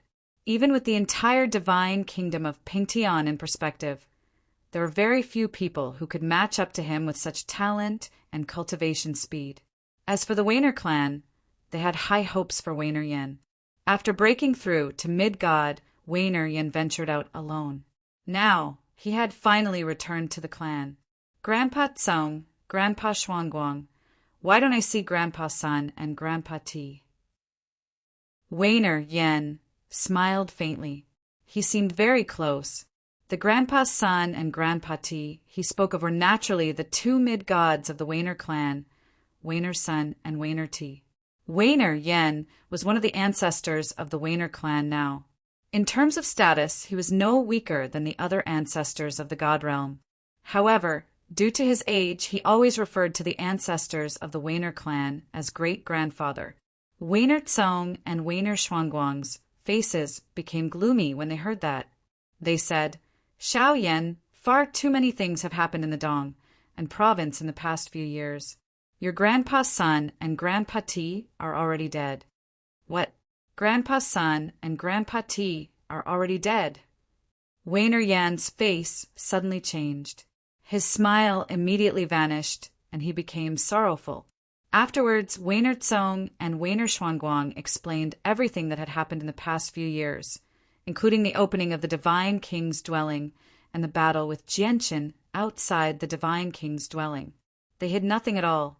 "Xiao Yan, your Grandpa Sun and Grandpa Ti both died in the Divine King's dwelling. They were slain by the killing formations cast down by Duanmu Divine King. Right now, I feel extremely fortunate that you weren't in the Dong and province when the Divine King's dwelling began. Otherwise, you probably would have died as well. Far too many gods have died in the Divine King of Duanmu. Let alone gods, even many over-gods have died. There are even late over-gods among them." Sai, Wainer Tsong, and Wainer Xuanguang said slowly.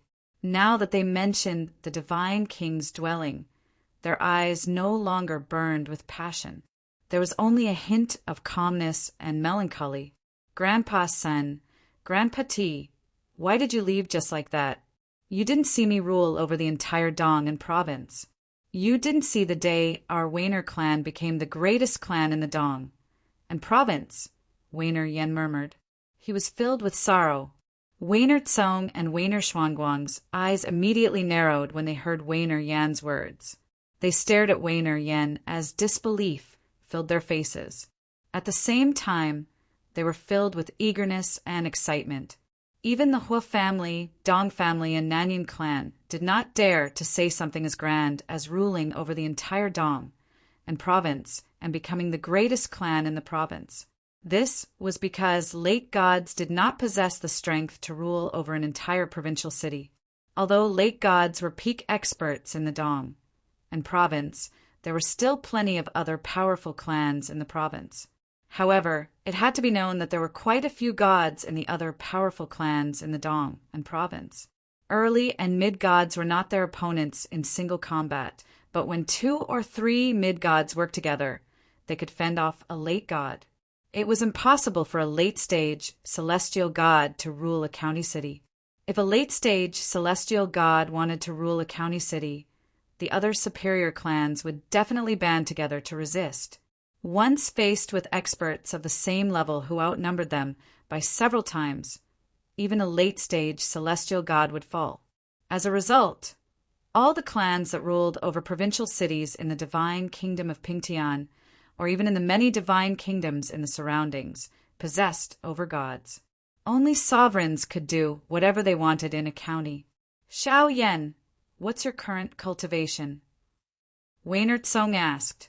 His voice trembled slightly. Suddenly, a tremendous presence radiated from Waynard Yen. The presence was so powerful that it had completely surpassed late God. It had reached an even higher level of power.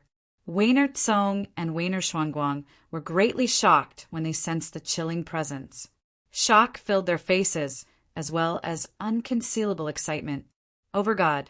Xiaoyan, you've actually become an overgod. Jianqin currently sat a meter above the ground in the forbidden grounds of the Tianyuan clan with his eyes closed. He watched over the people who were breaking through. As soon as Waynard Yan's presence appeared, Jianqin slowly opened his eyes. He looked in the direction of the Waynard clan. Waynard Yan's presence only filled the hall of the Waynard clan and did not spread outside. Even many of the deities in the clan failed to sense it, but it did not escape Jianqin's senses. "An overgod has appeared in the Dong and province," Jianqin murmured as the light in his eyes flickered. However, at this moment, the presence of a breakthrough suddenly appeared in the forbidden grounds. Someone from the group of people who had come up from the Tianyuan continent had finally reached godhood. It's Mu has actually become a godhood before the white tiger. Jianqin stood on the ground and looked in Shangguan Mu's direction. He smiled faintly. Just 2 hours after Shangguan Mu broke through, another presence appeared from where she cultivated.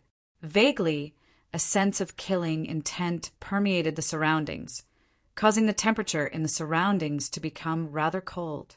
The white tiger has broken through as well. Jianqin's smile widened. Personally witnessing them break through to godhood was an extremely joyous matter for him. Soon after Shangguan Mu and the white tiger broke through, the others all broke through as well, successfully reaching godhood. However, the third person to break through was the 7-colored heaven-devouring beast, who remained the size of a fist. Houston was the 4th person to break through among them. After him were Xiao Jin, Xiaoling, Rui Jin, Honglian, Blackfish, newbies, as well as Xiongzhong, Changjinyan, and so on from the world of Forsaken Saints. Originally, it should have been impossible for some of them to reach godhood so quickly. However, due to Jianqin's droplet of stalactite that even overgods fought over, some of them who should not have reached godhood so quickly had all comprehended the laws of the world ahead of time, formally reaching godhood. Over a dozen of them had basically reached godhood at the same time, so it naturally caused quite a disturbance. However, since the forbidden grounds were protected by formations, no one knew about the great disturbance they caused when they broke through. Chapter 1799. They did not emerge from seclusion immediately after breaking through. Instead, they spent 3 days consolidating their cultivation before emerging. I never thought that I, Blackfish, would become a godhood one day. Thinking about it, Origin Realm experts who surpassed the Holy Emperor were unreachable existences to me in the past, but now I can crush some weaker Origin Realm experts with a single finger. Blackfish laughed aloud. In the past, he, Ruijin, and Honglian were still locked up in the artifact space like prisoners. They had not even seen what the outside world was like. But now, in just 100 years, he had gone from being a prisoner to a deity. In the short span of 100 years, both his status and strength had undergone such a huge change. This made you feel like he was dreaming. I never thought that I, the great newbies, would become a godhood expert one day. I really do hope that my current strength can be transferred to ancient times on the Tianyuan continent. With my strength as a deity, the 4 supreme experts who have surpassed the Holy Emperor can all stand aside. Newbies laughed aloud as well. He was extremely delighted, although the other people who had broken through to deity did not say anything bold. Their faces were filled with excitement and joy. Jianqin could not help but smile from the bottom of his heart when he saw how excited everyone was. At that moment, he felt more relaxed than he had ever felt before. This was the first time Jianqin had experienced something like this since he had come to the Saints' world. In particular, when he saw everyone's joy after reaching godhood and how fearless they were in the provincial city, Jianqin felt like all the battles, struggles, and hardships he had gone through in the saint's world were worth it. This was because all the battles he had gone through in the saint's world had finally opened up a small world for his friends who had come to the higher world with him. Jianqin, it really has been hard on you in the past few years. Shangguan Mu arrived before Jianqin. She looked at Jianqin with her enchanting eyes filled with tenderness. Jianqin looked at Shangguan Mu, his beautiful face, with a smile. He slowly raised his hand and touched her face gently. His eyes were filled with tenderness as he said softly, "As long as you can live peacefully, everything I've done is worth it." Shangguan Mu said nothing. She opened her slender arms and hugged Jianqin tightly. She pressed her head against Jianqin's chest gently. She understood that Jianqin must have had a difficult time in the past few years by himself for them. Although they did not know what dangers Jianqin had gone through in the outside world, they could tell what dangers Jianqin had faced just from how Xinjian had fainted in the bright moon divine hall. Jianqin also hugged Shangguan Mu tightly. He became extremely calm. At that moment, he felt a sense of warmth that he had not felt in a very long time. Although the two of them did not say anything and remained silent, silence spoke louder than words to the two of them. Nearby, the people who had just broken through retreated silently as well. They did not make any sound at all, leaving all the time and space for Jianqin and Shangguan Mu. The next morning, over a dozen deities left the Tianyuan family at the same time. They took the invitations and flew to various places in the provincial city with lightning speed. They delivered the invitations to the powerful clans in the provincial city. These deities did not come from the Tianyuan continent. They were all from the Mo clan and the Ando clan. However, the Mo clan no longer existed in the Dong and province, nor did the Ando clan exist. There was only the Tianyuan family. The people of the Mo clan and the Ando clan had all become members of the Tianyuan family. The Tianyuan family is going to hold a founding ceremony. It's extremely likely that the patriarch of the Tianyuan family is an overgod. We have to go to their founding ceremony. Is the patriarch of the Tianyuan family finally going to do something? The Tianyuan family will probably reign supreme in the Dong and province from today onwards. Immediately prepare the gifts. In 3 days, all the gods in the clan will come with me to congratulate the Tianyuan family. The invitations from the Tianyuan family attracted the attention of all the powerful clans. The gods all held the invitations as they sternly ordered people to prepare the gifts. Ever since the patriarch of the Tianyuan family began to display his strength, the Tianyuan family status in the Dong and province had skyrocketed to an existence that no one dared to provoke. The powerful clans of the Dong and province could not refuse to attend the invitations from the Tianyuan family. They dared not to refuse either. In 3 days, the 3 of you will come with me to visit the patriarch of the Tianyuan clan, Nanyun Tong, one of the 3 peak experts of the Dong and province, sternly said to the 3 other gods from the stone tower in the Nanyun clan. The Wainer clan had also received an invitation from a deity from the Tianyuan family. After losing 2 mid-gods, the Wainer clan had become one of the weakest clans in the eyes of all the powerful clans in the Dong and province. If it were not for the fact that the Wainer clan still had an ancestor who was traveling, they probably would not even have the right to establish themselves in the provincial city. At this moment, Wainer Tsong, Wainer Xuanguang, and Wainer Yen sat in the air in a secret room of the Wainer clan. The invitation from the Tianyuan family was in Wainer Yan's hand. He used 2 fingers to hold the invitation casually as he sank into his thoughts. Xiao Yan, what do you think about this matter? Wainer Tsong looked at Wainer Yan and asked, Let's let Xiao Yan make all the decisions. In the future, our Wainer clan will be under Xiao Yan's control. The 2 of us will listen to Xiao Yan, said Wainer Xuanguang. Now that Wainer Yan had become an overgod, his status was naturally different. Even Wainer Tsong and Wainer Xuanguang, as Wainer Yan seniors, would show respect from time to time when they faced Wainer Yin. They did not even dare to speak loudly. Wainer Yin said in thought, "I never thought that a second overgod would appear in the Dong and province. This has exceeded my expectations. Although the overgod of the Tianyuan family is of unknown origins, he's still an expert on the same level as me. Our Wainer clan will naturally have to attend the founding hall of the clan he founded.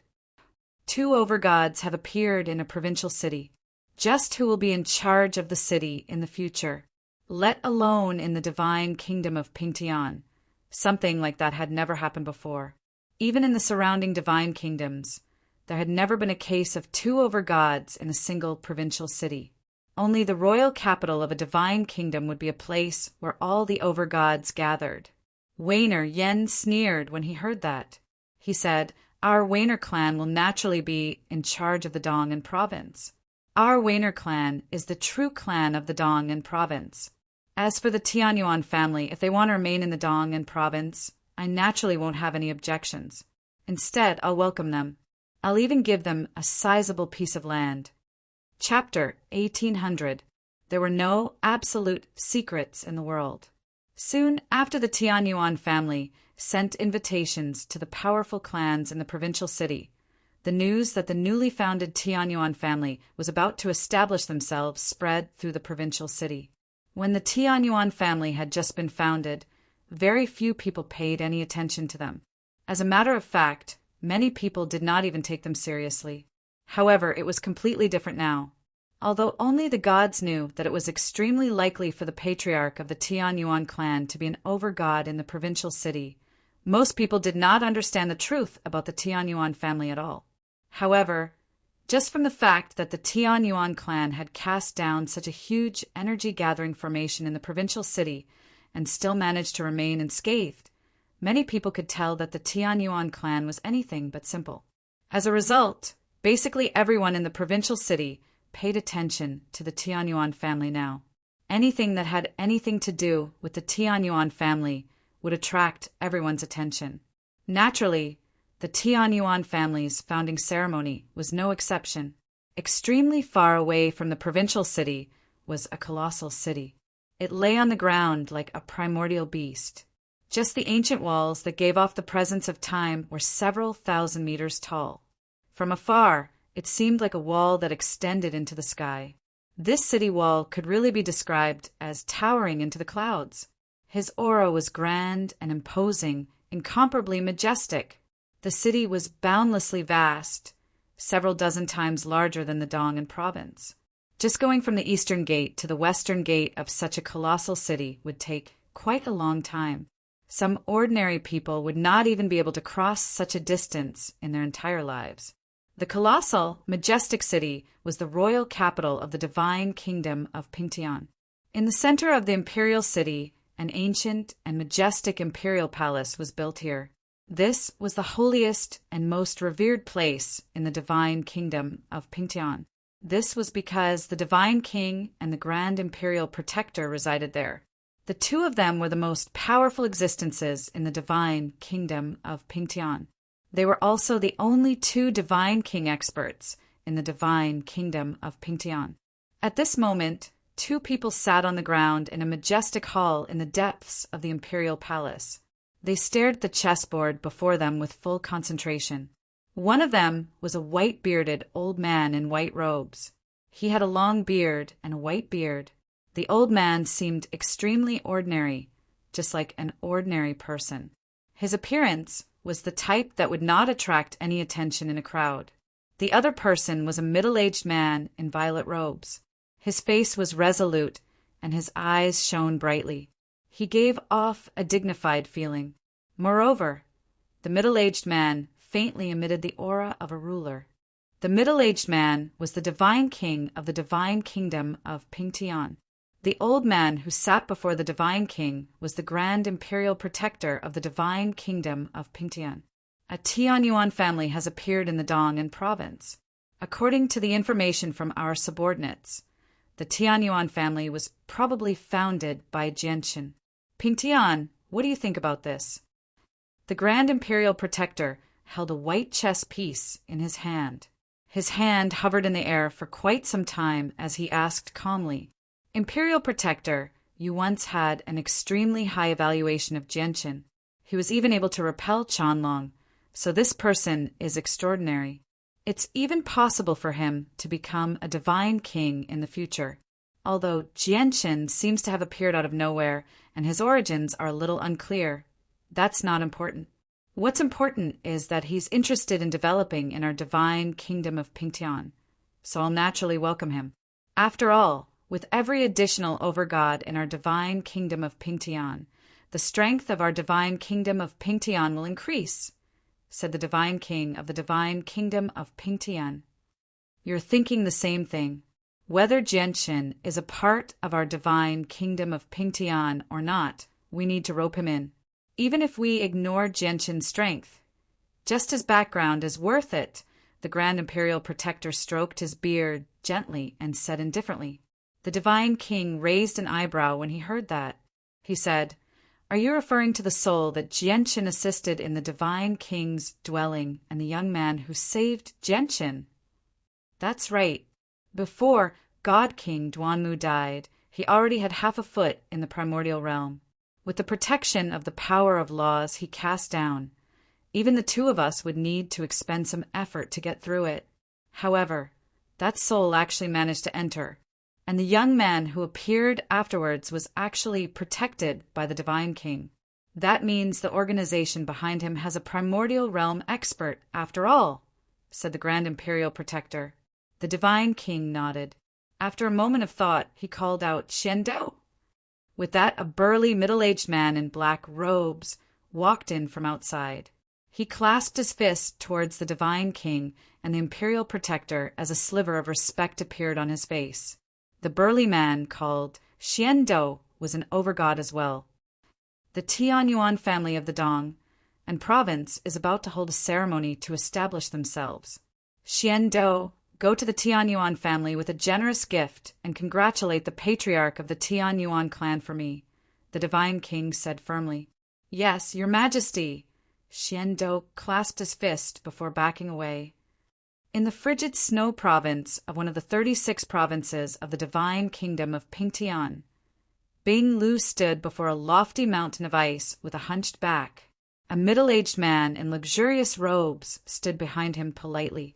He did not even dare to breathe too loudly. The middle-aged man was the current patriarch of the Yubing clan, Bing Lin.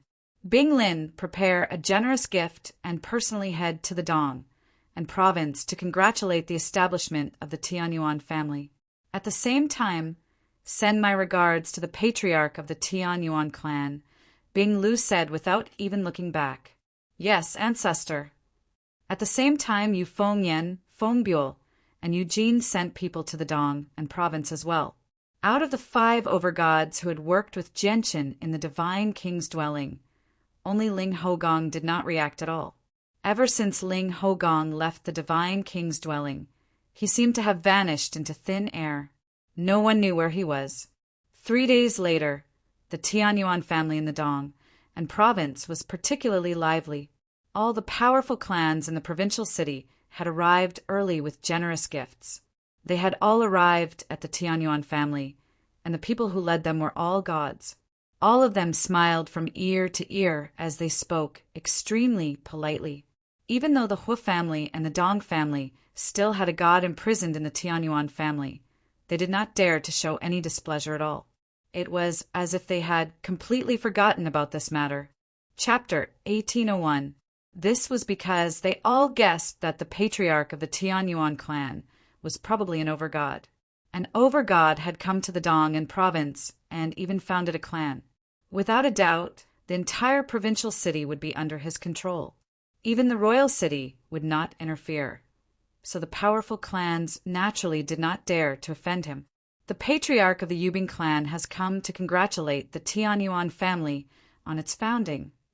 Just when all the powerful clans in the Dong and province had gathered, a loud voice suddenly rang out from outside. When this voice rang out, it immediately stunned the upper-class clans that were gathered in the hall. Soon after, expressions of shock appeared on their faces. What? the Yubing clan of the frigid snow province has actually come, and they've come to congratulate the Tianyuan family on its founding. The patriarch of the Yubing clan has actually come personally. Did I hear wrong? The Yubing clan is an organization with an over-god. The Tianyuan family's origins are probably even greater than what we imagine them to be. Otherwise, the Yubing clan of the 5 great provincial cities would not have sent people over. The powerful clans in the provincial city all murmured to themselves and sighed.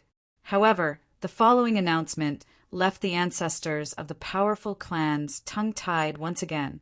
They all stared in the direction of the Tianyuan family's entrance in shock. The patriarch of the Guhan clan has arrived. The patriarch of the Feng family has arrived. The patriarch of the Yu family has arrived. Aside from the sword-seeking province, the Overgod clans in the other 4 provincial cities had all sent important people with great gifts to congratulate the Tianyuan family on their founding ceremony. Moreover, all the important people who had come were the patriarchs of their clans. With that, all the powerful clans in the Dong and province became unsettled. It was just a founding ceremony for the Tianyuan family, yet the overgods of the 4 provincial cities had come to congratulate them. Just what kind of deterrence did the newly founded Tianyuan family possess in the divine kingdom of Pingtian, where most of the members were from the Mo clan and the Ando clan? The people of the Wainer clan sat at the very bottom of the Tianyuan family's hall. The fact that the Wainer clan had obtained such a position meant that they were one of the weakest clans present. As a matter of fact, many powerful clans did not even care about the Wainer clan. A total of 4 people from the Wainer clan had come. They were the 2 early gods, Wainer Tsong and Wainer Xuanguang, the overgod Wainer Yen, and the late deity patriarch Wainer Yi. Wainer Yen was in no hurry to reveal his strength. Instead, he erased his presence and hid himself. He sat at the bottom, silently. On the surface, he seemed like a deity. At this moment, even Wainer Yen was rather surprised when he discovered that the overgods of the 4 provincial cities had all sent important figures like the patriarch of a clan to congratulate the Tianyuan clan on its founding ceremony. However, Wainer Yen smiled mysteriously soon afterwards. He thought, before long my Wainer clan will be treated like this as well.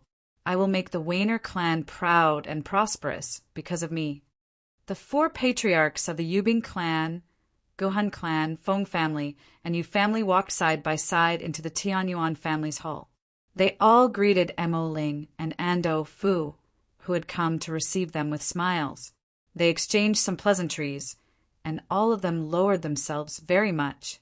They did not possess the arrogance of an overgod organization at all. This was because the 4 of them had received warnings from their ancestors before they had come. They understood how powerful the Tianyuan family was, and that they were an existence that they could not afford to provoke. Once everyone had arrived, the white-robed Jianqin finally made his way into the hall. Beside Jianqin was the alluring Shangguan Mu, in a violet dress. She gently clung onto Jianqin's arm as she made her way to the main seat with Jianqin at a steady pace. At that moment, the entire hall fell silent.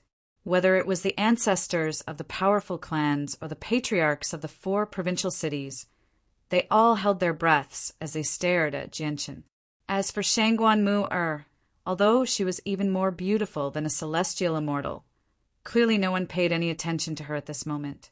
Everyone paid the most attention to Jianqin, who possessed the strength of an overgod. This was because they knew that the entire Dong and province would be under the rule of this young man in the future. Jianqin and Shangguan Mu made their way to the throne that represented the patriarch of the clan. They slowly sat down. Jianqin smiled faintly. He glanced around and clasped his hands. I am Jianqin. Greetings from my wife, Shangguan Mu. Thank you for coming. Ha ha ha. The journey is just a little too long. I hope I'm not too late. The commander of the Royal Divine Army of the Divine Kingdom of Pingtian, Doxian, has come to visit the patriarch of the Tianyuan clan and congratulate the founding of the Tianyuan family. I believe the Dong and province will definitely become more and more powerful under the leadership of the Tianyuan family. Before Jianchen had even finished speaking, a rough voice rang out from outside. A tall and sturdy middle-aged man, dressed in black, walked in with large strides. He had a smile on his face, which made him look very amiable. The commander of the Royal Divine Army has actually come as well. That's the person with the greatest authority in the royal capital aside from the Divine King and the Grand Imperial Protector. When other provincial cities have overgods, His Majesty will usually send gods to congratulate them. However, His Majesty has actually sent the commander of the Royal Divine Army, Sir Xiando, over for the founding of the Tianyuan family. Sir Xiando is a late overgod. Only Yang Kai can contend against him in our divine kingdom of Pingtian. With Dou Xian's arrival, the expressions of all the people in the hall changed once again. Afterwards, all of them stood up and clasped their fists towards Dou Xian politely. However, they were extremely unsettled inside. Jianchen's eyes landed on Xiando, and his eyes immediately narrowed. He immediately stood up and clasped his fist towards Xiando before exchanging some pleasantries. This was because Xiando was actually a late overgod. However, Xiando did not enter the Divine King's dwelling. Although many overgods of the Divine Kingdom of Pingtian had gathered in the Divine King's dwelling, only 70 or 80% of them had gone. In reality, there were still a few people who did not take part in the contest for the Divine King's dwelling. Patriarch of the Tianyuan clan, this is a gift from His Majesty. Please accept it. Xiando waved his hand, and immediately 10 blocks of high-grade divine crystal hovered in the air. Although he was a late overgod, he did not put on any airs before Jianchen. Jianchen was surprised when he saw the 10 blocks of high-grade divine crystal. This was a great gift, and it was an extremely great fortune to him right now. It had even surpassed what he had obtained from the Divine King's dwelling. His Majesty is far too polite. Senior Xiando, please thank His Majesty for the gift. Jianchen clasped his fist at Xiando. After accepting the 10 blocks of high-grade divine crystal, the founding ceremony of the Tianyuan family began. Jianchen announced that the Tianyuan family had been founded in the Dong and province as the patriarch of the Tianyuan clan. Congratulations on the founding of the Tianyuan family. From today onwards, our Nanyun clan is willing to follow the patriarch's orders. Nanyun Tong was the first to stand up. At the same time, he represented the Nanyun clan and expressed their willingness to submit to the Tianyuan family. Congratulations on the founding of the Tianyuan family. It looks like our Dong and province has become the 6th great province of the Divine Kingdom of Pingtian now that we have the Tianyuan family. Ha ha ha, we completely believe that the Dong and province will become more and more powerful under the leadership of the patriarch of the Tianyuan clan. The ancestors of the powerful clans in the Dong and province all spoke out. For example, the Nanyun clan directly expressed their willingness to submit. Although the other clans did not directly submit to the Tianyuan family, they all expressed their willingness to submit to the Tianyuan family's control and arrangements. Patriarch of the Tianyuan clan, according to my knowledge, you were never a part of our Dong and province. As a result, I have no objections if you want to establish a clan in the Dong and province. But if you want to rule over the entire provincial city, I, Weineryen, will not allow it. At this moment, a discordant voice rang out from below. When this voice was emitted, it immediately caused the expressions of everyone in the hall to be startled. Immediately, all of their faces revealed astonishment. This person was just far too bold to openly oppose an overgod before so many people. Chapter 1802. He's actually an overgod. He's hidden it so well. If he hadn't spoken out of his own accord and drawn my attention to him, I probably wouldn't have known that there was a second overgod in the hall, Xiando thought. He subconsciously looked at Jianchen, who sat on the patriarch's throne, and a strange expression appeared on his face. He thought to himself, from the looks of it, this hidden overgod clearly wants to rule over the entire Dong and province. The Dong and province is a place where 2 tigers can't live on the same mountain. It'll be quite the show soon. However, the patriarch of the Tianyuan clan is very powerful. According to the overgods who have returned from the divine king's dwelling, the patriarch of the Tianyuan clan called Genshin has killed 2 early overgods in the divine king's dwelling. Even Yang Kai fears him slightly.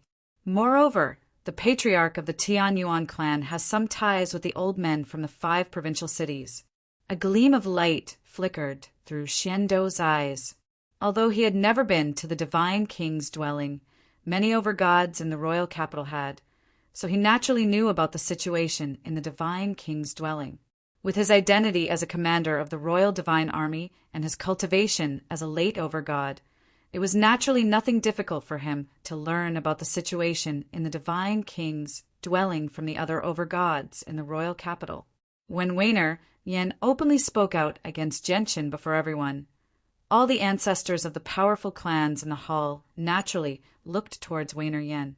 As Wainer Yen had kept an extremely low profile earlier and concealed his cultivation, he was completely inconspicuous in the hall. He did not raise their attention at all. His current exposure immediately caused quite a number of people in the large hall to recognize him. It's Wainer Yen. He was once the greatest prodigy of the Dong province. In just a few tens of thousand years, he went from a mortal to a god. Afterwards, he spent another 5,000 years to go from early god to mid-god. Wainer Yan's talent is quite extraordinary. At the very least, no one can match him in our Dong province. It's just that he ventured out 10,000 years ago. I never thought he would actually return today. How bold of Wainer Yen to openly oppose the patriarch of the Tianyuan clan. Can't he see that not only have people from the 5 great provincial cities come for the establishment of the Tianyuan family, but even the commander of the Imperial Guards has come to congratulate us. After recognizing Wainer Yen, a low buzz immediately rang out in the hall, as the patriarchs of the superior clans began to whisper to each other. The purpose of their discussion was actually to explain some basic information about Wainer Yen to Genshin, or to use this opportunity to flatter Genshin. Genshin's gaze also landed on Wainer Yen. He had already expected something like this to happen. This was because he already knew that a second overgod had appeared in the Dong province. Moreover, Genshin had sensed Wainer Yen as soon as he entered the hall. It was not because Genshin had seen through Wainer Yan's strength before Xiando. Instead, he had always been paying attention to the second overgod in the Dong province, while Xiando did not seem to care about the other people in the hall at all. He did not even look at them properly. As a result, Xiando naturally failed to discover Wainer Yen, who had concealed himself. Wainer Yan's method of concealing himself was not particularly impressive. It was very difficult for people below overgods to see through him, but once they became overgods, they would be able to sense him if they paid attention. Congratulations on becoming an overgod, brother. From today onwards, the divine kingdom of Pingtian will have another peak expert. Genshin stood up and clasped his fist at Wainer Yen. He smiled faintly, completely ignoring Wainer Yan's words. What, an overgod? Wainer Yen has become an overgod? How is that possible? In just 10,000 years, Wainer Yen has gone from mid-god to overgod? The Wainer clan has actually given birth to an overgod. Genshin's words immediately shocked all the ancestors of the powerful clans. Disbelief filled their eyes. Wainer Yen noticed the shock on the faces of the gods in the surroundings. He could not help but show a sliver of complacency.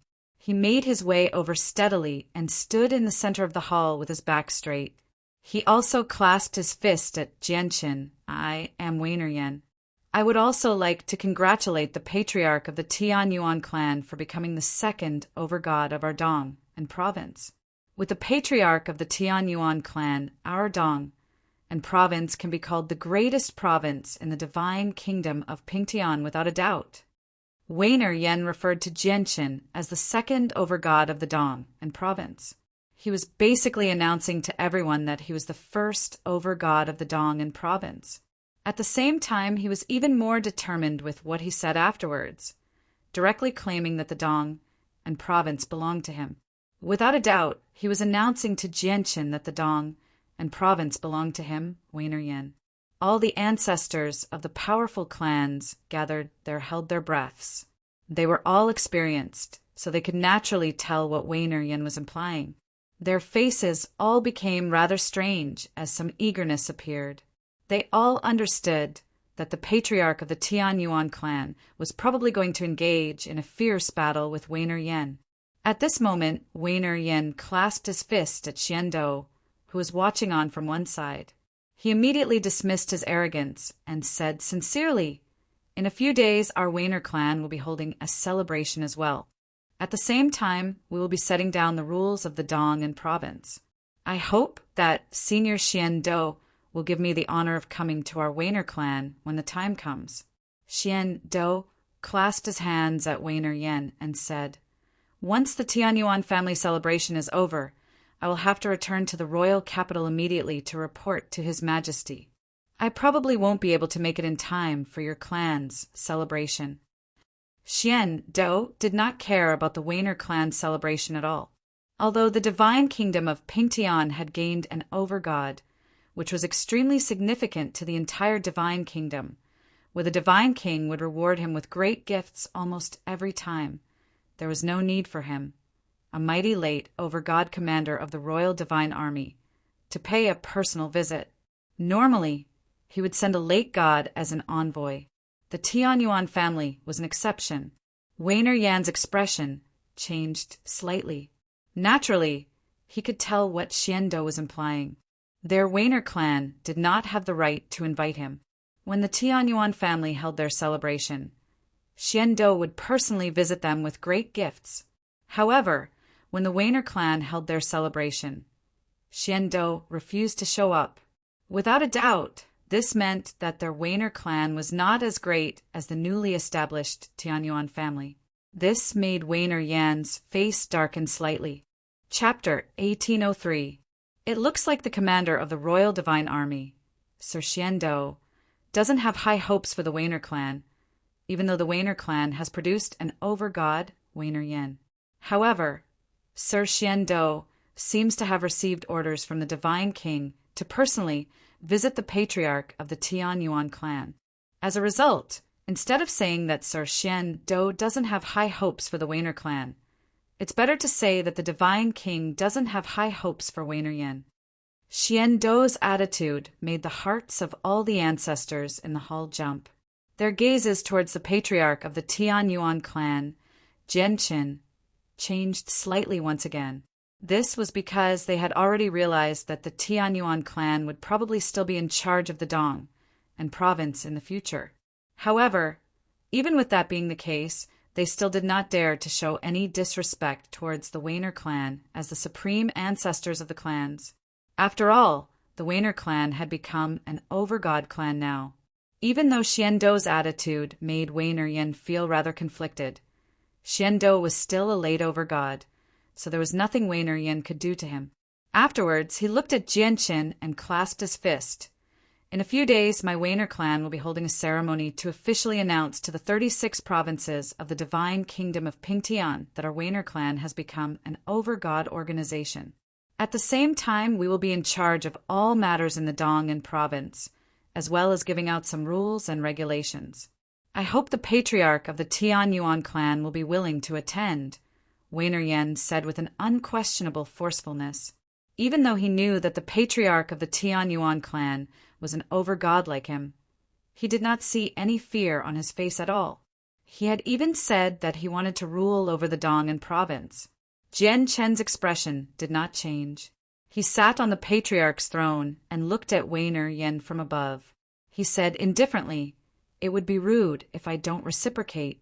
Today, my Tianyuan clan is holding a founding ceremony, and Wei-ner-yen is willing to attend. Since your Wei-ner clan is holding a ceremony, I will naturally go and congratulate you." Wei-ner-yen frowned slightly when he heard that. He felt rather displeased. The patriarch of the Tianyuan clan was not implying that he was willing to participate in the ceremony of the Wei-ner clan. Instead, it was because he had come to the founding ceremony of the Tianyuan family. If he had not attended the founding ceremony of the Tianyuan family today, the patriarch of the Tianyuan clan probably would not have attended the ceremony of the Wainer clan. What Wainer Yen found even more unacceptable was that the patriarch of the Tianyuan clan actually sat on the throne and spoke to him condescendingly. This made his face become rather cold. At this moment, Jianqin continued, "However, I think it's best to keep the Dong and province as it is. There's no need for these so-called rules and regulations. If there are too many restrictions, it'll only hinder the development of the province." The ancestors of the powerful clans all secretly rejoiced when they heard Jianqin's words. They did not rejoice because Jianqin wanted to keep the Dong and province as it was. Instead, they rejoiced because Jianqin had already begun arguing with Wainer Yen of the Wainer clan. Many of them were afraid of the might of the overgods, so they seemed extremely obedient on the surface. However, they were extremely conflicted inside. As a result, they were eager to see the two overgods of the Tianyuan family and the Wainer clan tear each other apart. It would be best if both sides ended up heavily injured. The commander of the Royal Divine Army, Xiando, sat to one side with his arms crossed. He said nothing. However, he was very puzzled. Two overgods had actually appeared in a provincial city. It was going to be quite lively. Wainer Yan's face suddenly sank when he heard Jianqin's words. His gaze gradually became piercing as well. He said coldly, "In other words, the patriarch of the Tianyuan clan opposes my Wainer clan? Do you think my Wainer clan has no right to rule over the Dong and province as well?" Suddenly, a yellow medallion appeared in Wainer Yan's hand. He directly raised the medallion high into the air and called out, "May I ask if my Wainer clan has the right now?" The protector of the Earth Spirit sect. Xiando's face suddenly changed when he saw the yellow medallion in Wainer Yan's hand. He cried out sternly. He was extremely surprised. "That's right. It's the protector of the Earth Spirit sect."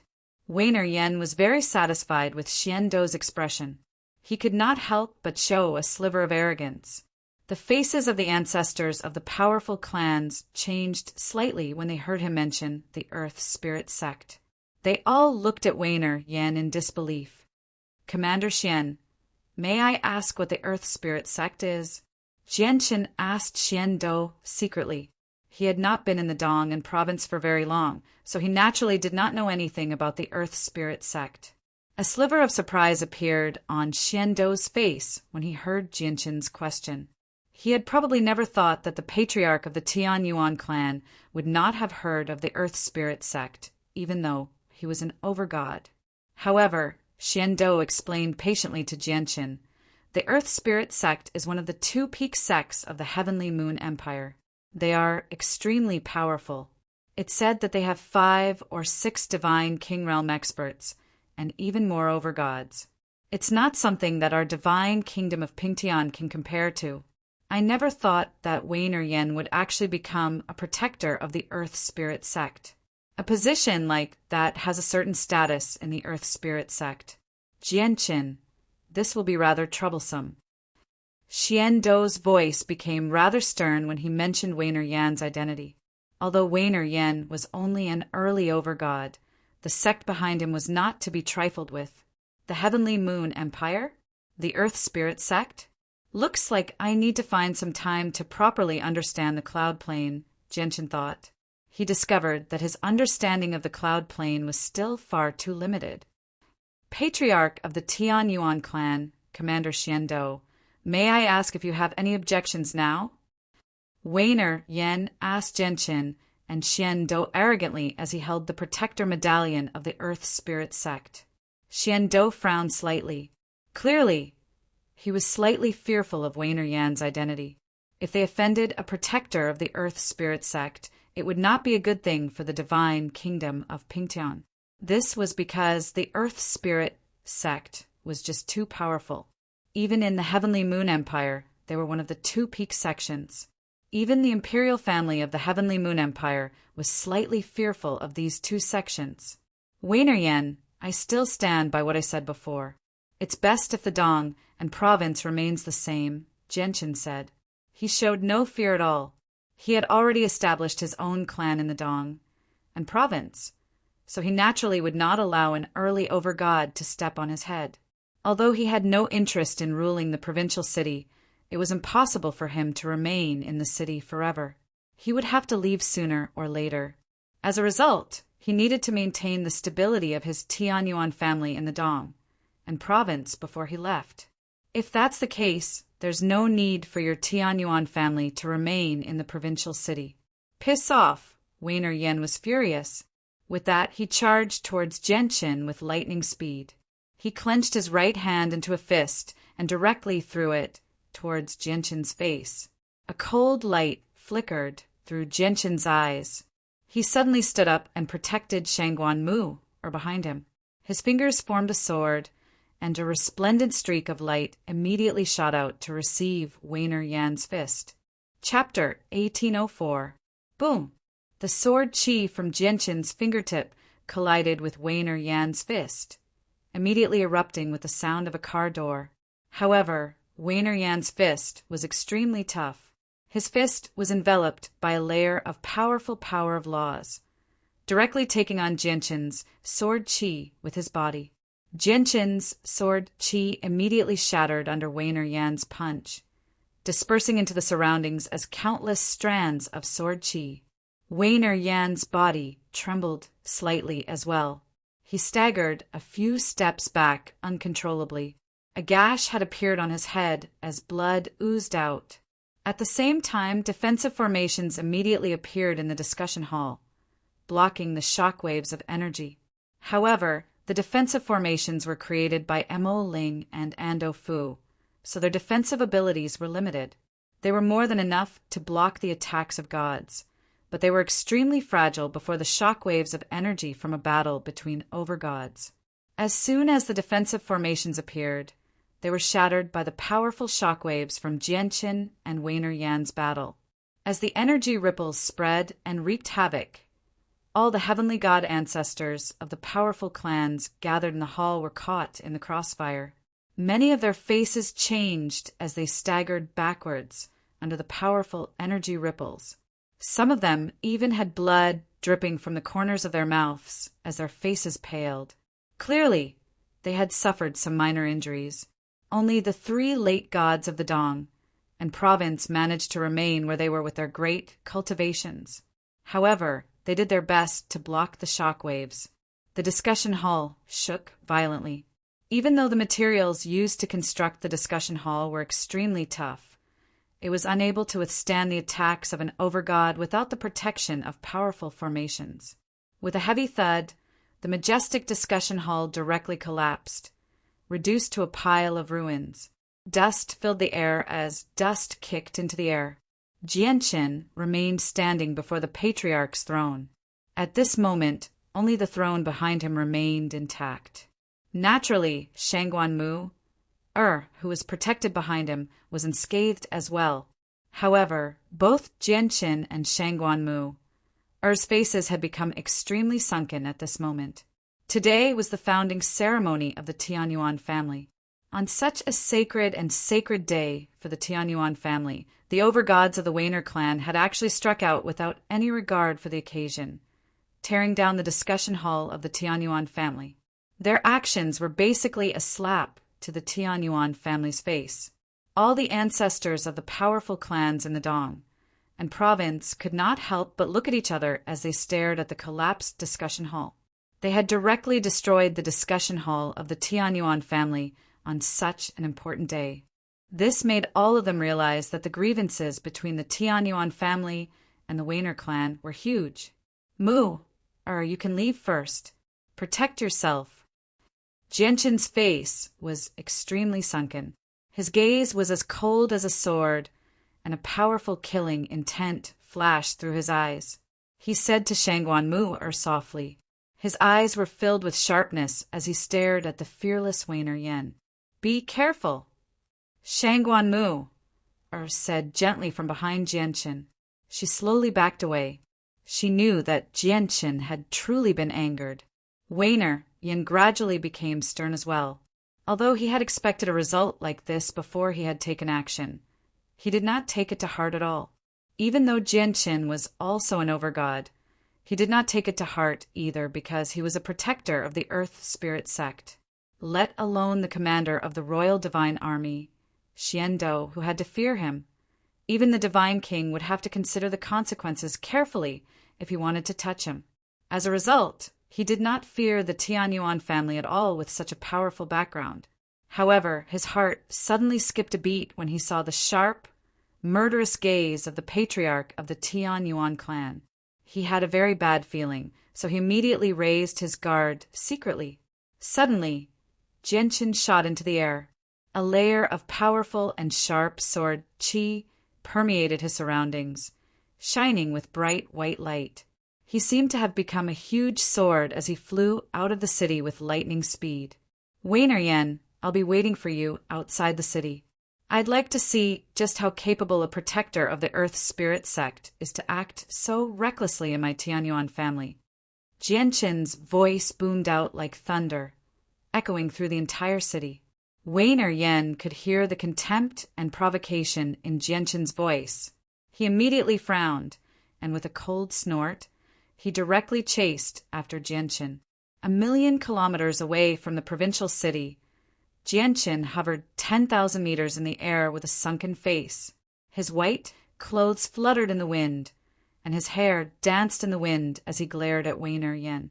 In particular, the soaring aura that radiated from his body was like a sharp sword that shot straight into the sky, causing the wind and clouds to tremble. "Wainer Yen, I'll make you understand today that my Tianyuan family is not a place where just anyone can act recklessly. Even if you're a protector of the Earth Spirit sect, you can't do whatever you want in the provincial city," Jianqin said coldly. Wainer Yen hovered in the air before Jianqin with his arms crossed. He was fearless as he said coldly, "The provincial city belongs to my Wainer clan. It's not up to you to tell me what to do in the provincial city. Patriarch of the Tianyuan clan do it. Let's see just how powerful you are. Don't disappoint me." A cold light flickered through Jianqin's eyes. He took a step in the air, crossing 1,000 meters with a single step. He appeared before Wainer Yen like he had teleported, and he directly extended a finger towards Wainer Yan's forehead. As he pointed, a powerful sword light condensed in an instant, emitting a sword aura that soared into the sky.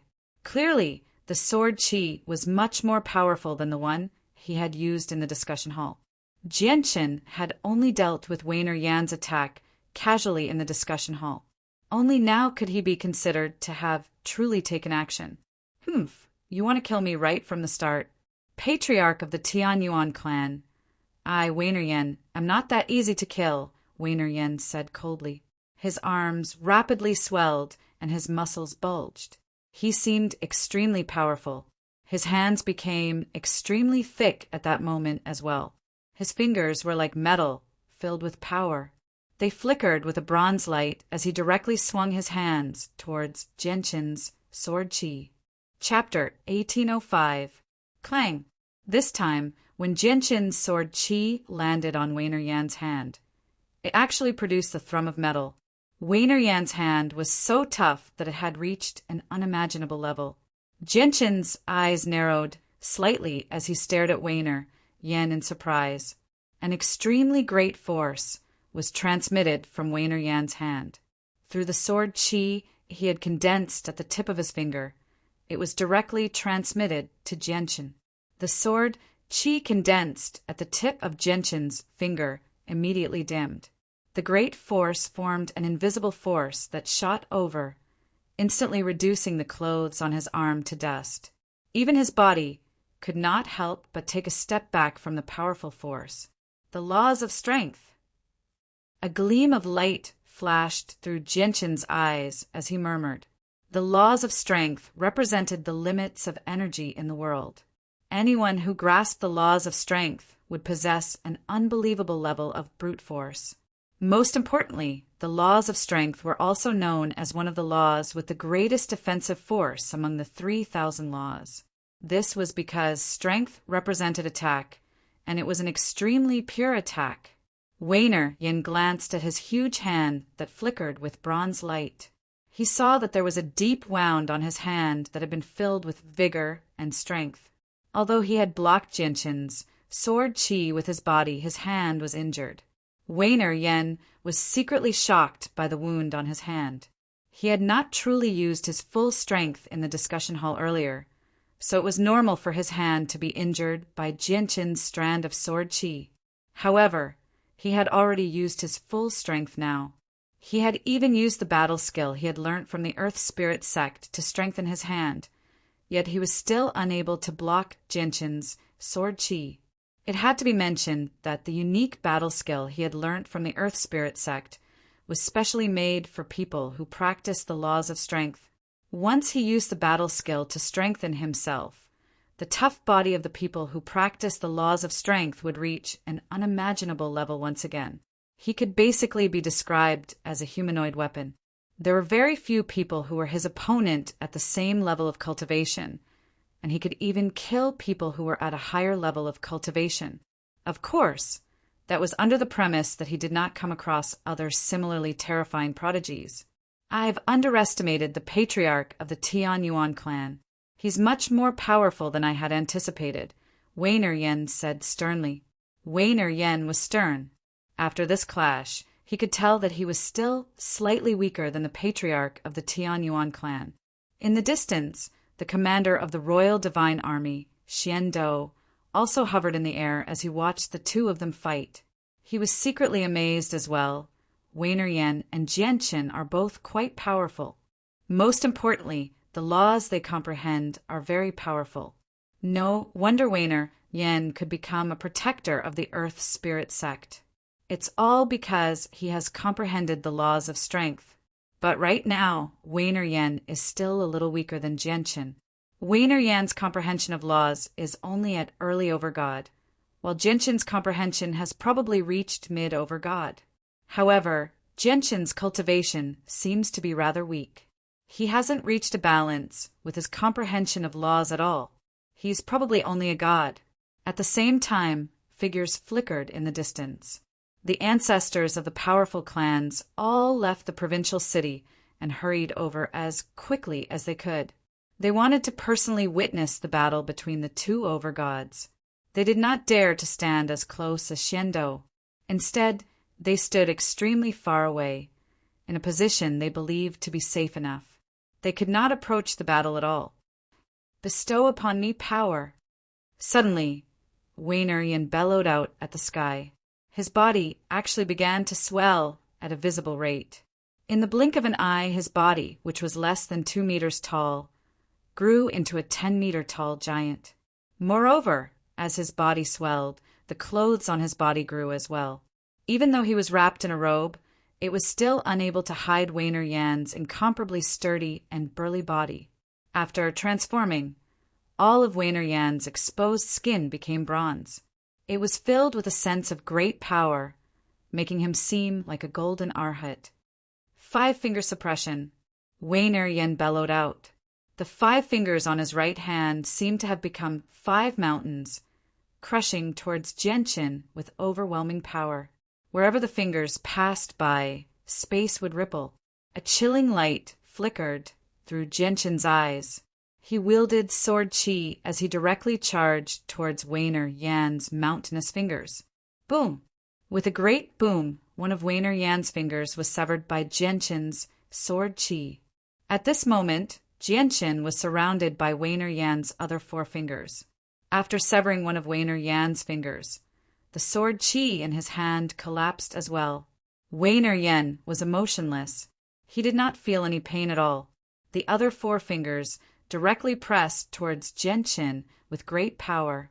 Every single one of the 4 fingers had become extremely thick, like 4 huge beads that guarded the surroundings, sealing off all of Jianshan's paths of retreat. Dalio sword. Jianshan formed a seal with his hand, and immediately a strand of golden sword qi condensed above his head. With a flash, the golden sword qi shot towards the 4 fingers with lightning speed. Boom! Boom! Boom! Boom! Immediately, 4 deafening booms rang out. The golden sword Qi was extremely powerful, destroying Waner Yan's other forefingers like a hot knife through butter. Powerful ripples of energy permeated the surroundings, forming a storm of energy that wreaked havoc in all directions. It even reduced the sea of clouds in the sky to dust. However, the golden sword Qi did not disperse after destroying Waner Yan's forefingers. Instead, it continued towards Waner Yan as a golden streak of light under Genshin's control. It moved extremely quickly. Waner Yan's face was rather pale. His right hand's fingers had completely drooped down, only connected by a layer of flesh. He was powerless to move them. Even after transforming, his body was extremely tough, and his fingers were unbelievably tough. However, he was an early overgod after all, and Genshin's Daluo sword was extraordinarily powerful as well. As a result, he was naturally unable to block it. Waner Yan clenched his left hand into a fist and directly punched out, receiving the incoming sword Qi. After destroying Waner Yan's forefingers, the Daluo sword did not have much power left. It immediately collapsed under Waner Yan's punch, turning into golden sword Qi that scattered in all directions. However, as soon as Waner Yan shattered the sword Qi, another strand of golden sword Qi shot over with lightning speed. It arrived before him in the blink of an eye and pierced his chest. Waner Yan shuddered violently, and blood directly sprayed from his mouth with his 10-meter tall body. His face had already paled. However, he had grasped the laws of strength after all. Not only was his physical strength astonishing, but the great power within him had also made his breakthroughs extremely powerful. Even though he was injured, it did not affect his battle prowess too much. Mountain Palm Seal. Waner Yan growled. He raised his left hand, and a mountain immediately appeared. He grabbed the mountain and hurled it towards Genshin viciously. As the mountain fell, it rapidly expanded, blotting out the sky in a single instance. It turned into a majestic, lofty mountain that crushed down on Genshin with surging might. Moreover, there was a formless energy emanating from the mountain. Everything within the range of the mountain's attack would be frozen in space. Chapter 1806. This Waner Yan does have some ability, Genshin thought. He had seen quite a few early overgods in the Divine King's dwelling. They were all early overgods, but they were not on the same level as Waner Yan. Waner Yan could be described as the most powerful early overgod he had encountered so far. He was no weaker than Ling Hogong. As a matter of fact, he was even slightly more powerful. This was because Waner Yan's battle skills all came from the Earth Spirit sect. They were of rather high quality and possessed extraordinary power. Tai sword technique. Genshin formed a seal with his hand, and his body was immediately enveloped by a bright white light. He had turned into a sword and fused with it, shooting into the sky as a dazzling light. From afar, it looked like a meteor had risen from the ground. It carried an indomitable momentum as it collided with the towering mountain that covered the sky above. The mountain was no ordinary mountain. Instead, it was Waner Yan's battle skill. It was a combination of his early over-god cultivation and the laws of strength, so it possessed extremely terrifying power. Boom! Genshin's surging sword Qi directly collided with the mountain. Immediately, a visible shockwave of energy surged out, forming a circle that expanded rapidly. Genshin was like an extremely sharp sword, directly piercing through the bottom of the mountain. He moved through the mountain, cutting through the rocks as he moved straight up. In just a short moment, he had pierced through the entire mountain, entering from the bottom before emerging from the highest point. He was like a miniature sun as he hovered in the air with dazzling light. A tiny crack suddenly appeared in the mountain that Waner Yan had conjured with his battle skill. The appearance of the crack immediately led to a chain reaction. Afterwards, more and more cracks appeared, covering the entire mountain very soon. Boom! In the end, with a heavy sound, the entire mountain collapsed, turning into a powerful storm of energy that wreaked havoc. The remains of the mountain vanished into outer space as well. Wainer Yan's body trembled violently as blood spurted from his mouth. He became even paler. He raised his head and looked at Genshin, who seemed to have turned himself into a sword. Shock filled his face. He had already overestimated Genshin, but Genshin's strength still exceeded his expectations. The patriarch of the Tianyuan clan is actually so powerful. His cultivation is clearly lacking, and he only possesses a slight advantage in laws. I thought that even if he won against Wainer Yan, it would not be an easy victory. But looking at it now, Wainer Yan is nowhere near the patriarch of the Tianyuan clan's opponent. He has been completely suppressed by the patriarch of the Tian clan. The commander of the Royal Divine Army, Xiando, stared at Genshin in surprise. Clearly, Genshin's strength had exceeded his expectations as well. Moreover, he knew that Genshin still had not used his full strength, as he had yet to use the trump card that could kill early overgods in a single instance in the Divine King's dwelling. It looks like the patriarch of the Tianyuan clan has the upper hand.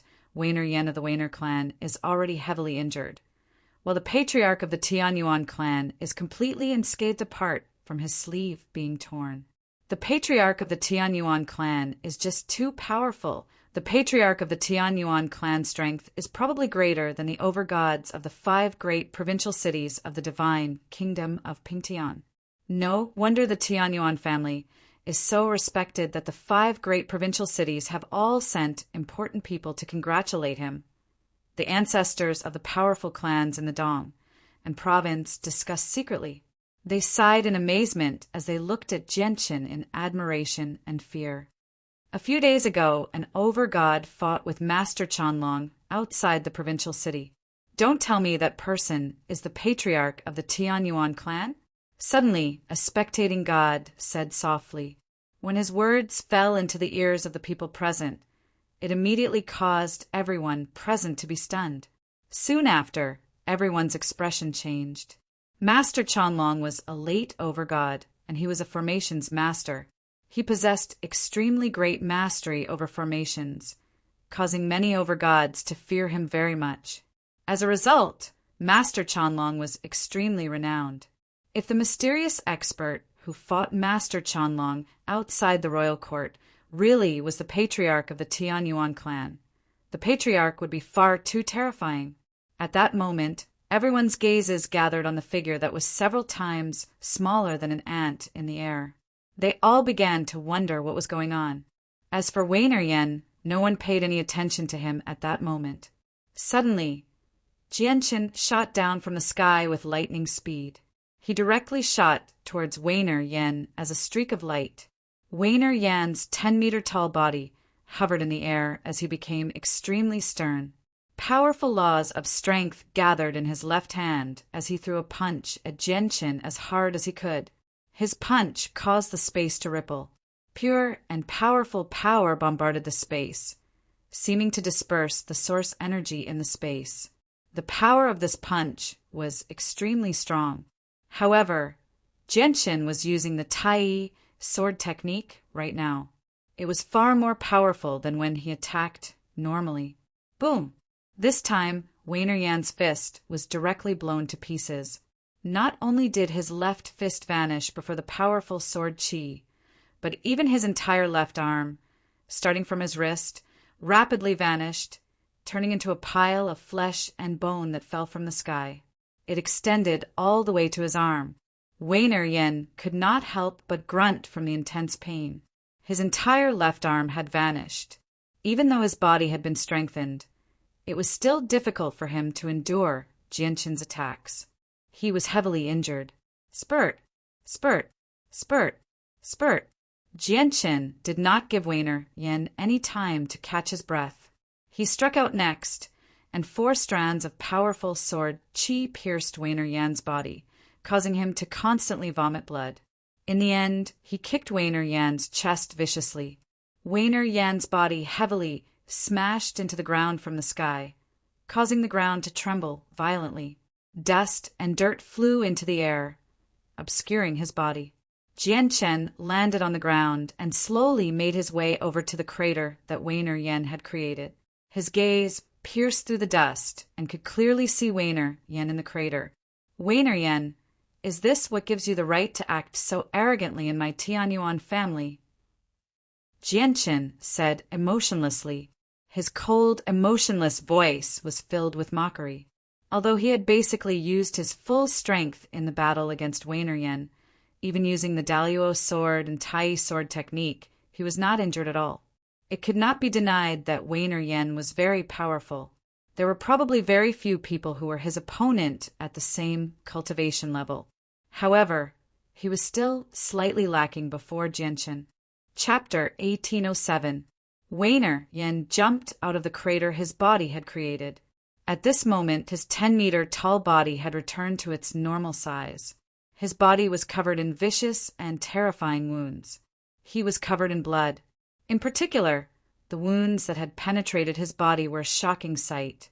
Although Wainer Yen had been defeated, he did not seem dispirited at all. Instead, he glared at Jianchen and said coldly, "Patriarch of the Tianyuan clan, don't get complacent too early. The reason why you defeated me this time is not because you're powerful. It's just because your comprehension of laws is greater than mine. If we were at the same level of cultivation, who knows who would emerge victorious?" After a pause, Wainer Yen continued, "However, I'm not a sore loser. You've won this time, so our Wainer clan will not interfere with the matters of the Dong and province. We'll let your Tianyuan family rule over it for now. Once my laws of strength reach mid-over God, I'll fight you again. At that time, I'd like to see whether you can defeat me or not." With that, Wainer Yen turned into a blur and left. He flew in the direction of the provincial capital. With Wainer Yan's departure, the ancestors of the powerful clans in the surroundings all sighed. Many of them were excited. The battle between two overgods had unfolded before them, just like that. Although the battle had not been very long, they had benefited greatly from the battle between Jianchen and Wainer Yen. Most importantly, all of them had clearly witnessed the strength of the patriarch of the Tianyuan clan through the battle. I never thought that the patriarch of the Tianyuan clan would be such a powerful overgod. Huoluji was far too reckless. He almost caused the destruction of our Hua family, thought the strongest expert of the Hua family. At the same time, he felt fortunate that the patriarch of the Tianyuan clan did not pursue the matter any further. Otherwise, their Hua family would probably be in trouble as well. Huoluji is still locked up in the Tianyuan family. Whatever, I won't plead for him. Let the heavens decide whether he lives or dies. I just hope that the patriarch of the Tianyuan clan won't vent his anger on our Hua family because of Huoluji. At the same time, the late celestial god from the Dong family shared the same thoughts as the late celestial god from the Hua family. He hated the late celestial god from the Dong family for provoking the Tianyuan family. I never thought that Brother Jianchen would possess such mastery over the laws of the sword. What an eye-opener! Xiando flew over and clasped his fist towards Jianchen with a smile. "Commander Xian, you flatter me. Compared to Commander Xian, my sword principle law realm is nothing." Jianchen cupped his fist and replied politely. Xiando chuckled. After chatting with Jianchen for a while, he said sternly, "Another overgod has appeared in the Dong and province. I need to report this to His Majesty immediately. Brother Jianchen, I, Xiando, will be taking my leave first today. If I have the time in the future, I will visit again. Take care, Commander Xian. My Tianyuan family welcomes Commander Xian at any time," Jianchen said. "Oh, right, Brother Jianchen, you can't underestimate Wainer Yen. Although he's not Brother Jianchen's opponent in terms of strength, the Earth Spirit sect behind him is extraordinary. The sect is so powerful that it's not something our divine kingdom of Pingtian can fend off. Brother Jianchen, you must be careful," Xiando said again. He was extremely stern. He feared the Earth Spirit sect to the extreme. Jianchen nodded to express his understanding. Afterwards, with a single movement, Xiando shot off into the distance extremely quickly, leaving behind a blur. He vanished into the horizon in a single instant. As soon as Xiando left, the impatient heavenly gods of the surrounding clans finally found an opportunity to speak. They all spoke respectfully. In the provincial city of the Dong and province, Jianchen stood before the ruined discussion hall in the Tianyuan family. Behind him, Mo Ling and Ando Fu stood there quietly. Respect would appear in their gazes towards Jianchen from time to time. Now, Mo Ling could no longer refer to Jianchen as a brother like before. Even though Jianchen treated him the same as before, he had placed himself in an even lower position. This was because the concept of the strong being respected had become deeply rooted in his heart. It was difficult for him to change it. Behind him were the ancestors of the powerful clans in the Dong and province. They did not return to their clans. Instead, they returned to the Tianyuan family with Jianchen. At this moment, all of them remained silent as they looked at the conference hall that had turned into ruins. Jianchen, are you fine? Shangguan Mu walked over from afar. She looked at Jianchen, whose right sleeve had been destroyed, and asked in concern. Due to her strength, she did not watch the battle. Jianchen finally smiled warmly as he watched Shangguan Mu walk over slowly. He shook his head gently and said, I'm fine. Afterwards, he turned to Mo Ling and Ando Fu and said, Brother Mo Ling, Ando Fu, the ruined discussion hall needs to be rebuilt as soon as possible. I'll be troubling the two of you with this. Yes, Patriarch, Ando Fu and Mo Ling said in unison. Patriarch, we're willing to contribute our meager strength to build the discussion hall together, the ancestors of the powerful clans said to express their loyalty. Jianchen naturally turned down this matter. He naturally did not need others to build his own discussion hall. The Dong and province recovered its former peace. It was just as bustling and prosperous as before. People from various places entered and exited the provincial city every day. On the surface, everything seemed the same as before. However, the situation in the Dong and province had changed drastically. The entire provincial city was no longer ruled by powerful clans like before. Instead, it had completely become the territory of the Tianyuan family. It was the territory of the Tianyuan family. The powerful clans of the Dong and province all obeyed the various orders of the Tianyuan clan. As for the Wainer clan, they maintained an extremely low profile, even though they had gained an overgod. Even though their status in the Dong and province was not as great as the Tianyuan family, they still possessed an extremely great status as an overgod clan. They were only second to the Tianyuan family, so no one dared to provoke them. Chapter 1808. At this moment, Wainer Yen sat cross-legged in a secret room of the Wainer clan, recovering from his wounds. Although he had already consumed the sacred healing medicine, the recovery of his injuries was extremely slow. This was because every single wound on his body possessed the power of the laws of the sword. If he did not purge the power of the laws of the sword, he would not be able to heal at all. Moreover, his cultivation of the laws of strength had allowed his body to become extremely tough. With the amplification from battle skills, he could even reach an unbelievable level, where he could rival Jianchen's chaotic body. However, the rate at which his body recovered was nowhere near as great as the chaotic body. Patriarch of the Tianyuan clan, I heard that you were only a god before the divine king Duanmu's dwelling opened. In just a few short years, you've become an overgod.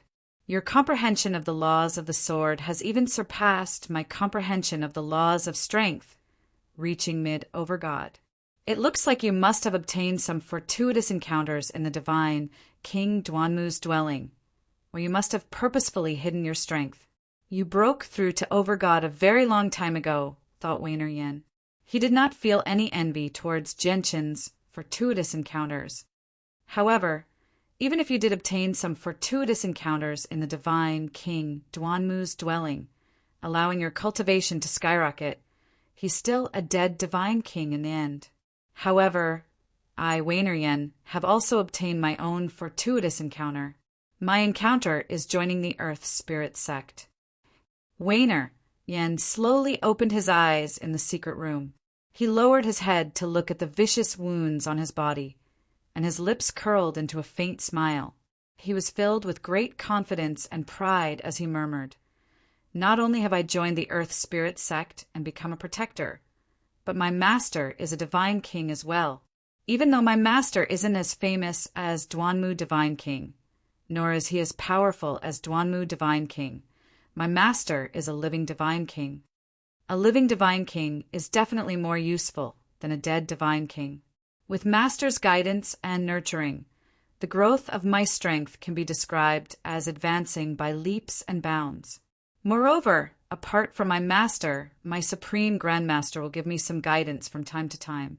In terms of fortuitous encounters, Jianqin, how can the fortuitous encounters you obtained from Duanmu Divine King's dwelling compare to mine? Moreover, I, Wainer, have reached mid-God in just 35,000 years without the guidance of an expert. Now that I have my master's personal guidance and the resources of the Earth Spirit sect, my rate of cultivation will only be faster than before. Moreover, my laws of strength have already touched the boundary of mid over God. In less than 500 years, I'll be able to reach mid over God in a single stroke. In just 45,000 years, I've reached mid over God. Patriarch of the Tianyuan clan, may I ask how long you've taken? Right now, your cultivation surpasses mine, but I wonder if you'll still be able to surpass me in the future. Wainer sneered. He was filled with anticipation towards a certain day in 500 years. This was because he firmly believed that if his laws of strength reached mid over God, he would be the only one who would emerge victorious. A few days later, the discussion hall in the Tianyuan family had been rebuilt. At this moment, Jianqin listened to Mo Ling and Ando Fu's reports in the discussion hall. Patriarch, the Hua family, and the Dong family have both offered up 2/3 of their territory. Aside from them, the other powerful clans in the provincial city have all offered up a portion of their territory as well. Now, our Tianyuan family has already controlled 50% of the territory in the provincial city. All the fees that outsiders pay to enter the city belong to our Tianyuan family. Combined with the income from the various shops in the provincial city, our Tianyuan family earns several 100,000 low-grade, divine crystals a day. Has the Wainer family done anything recently? Jianqin asked. The Wainer family still hasn't done anything, said Ando Fu. Jianqin sank into his thoughts as he sat on the patriarch's throne. He said, after deducting the necessary expenses of the clan, "Take out half of the daily income and distribute it to everyone as a reward. Give the other half to the madam." "Yes, Patriarch." Mo Ling and Ando Fu replied in unison. Jianqin continued to look below. Aside from Mo Ling and Ando Fu, there were 4 other gods in the hall. The 4 gods all belonged to the Nanyan clan. Nanyan Tong, how much do you know about the Earth Spirit sect and the Heavenly Moon Empire? Jianqin asked, now that the Nanyan clan had already submitted to the Tianyuan family. They all belonged to the Tianyuan family.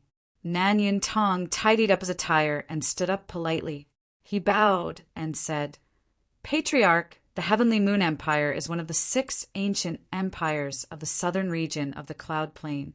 The strength of every single one of the 6 ancient empires is unfathomable, far beyond what we can imagine. Although he doesn't know the exact strength of the empires, our divine kingdom of Pingtian is like an ant compared to the 6 ancient empires. Destroying the divine kingdom of Pingtian is as easy as flicking a finger. The Heavenly Moon Empire is the one closest to our divine kingdom of Pingtian. The Heavenly Moon Empire has a total of 3 peak organizations. One of them is the Imperial Family, which controls the entire empire. The other 2 organizations are the 2 great sects of the Heavenly Moon Empire.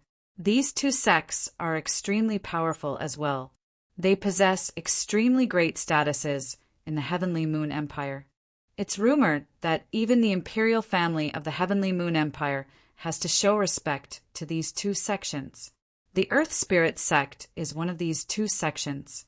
Are there primordial realm experts in the Heavenly Moon Empire? Are there primordial realm experts in the Earth Spirit sect as well? And you mentioned earlier that the Heavenly Moon Empire is one of the 6 empires of the southern region of the Cloud Plain. Aside from the southern region, how many other regions are there? Jianchen asked. Although he had been on the Cloud Plain for a few years now, his understanding of the Cloud Plain was just too limited. Nanyan Tong could not help but become slightly surprised when he heard Jian Chen's question. Although the patriarch of the Tianyuan clan was powerful, he was just too ignorant and inexperienced. However, Nanyan Tong continued to explain politely.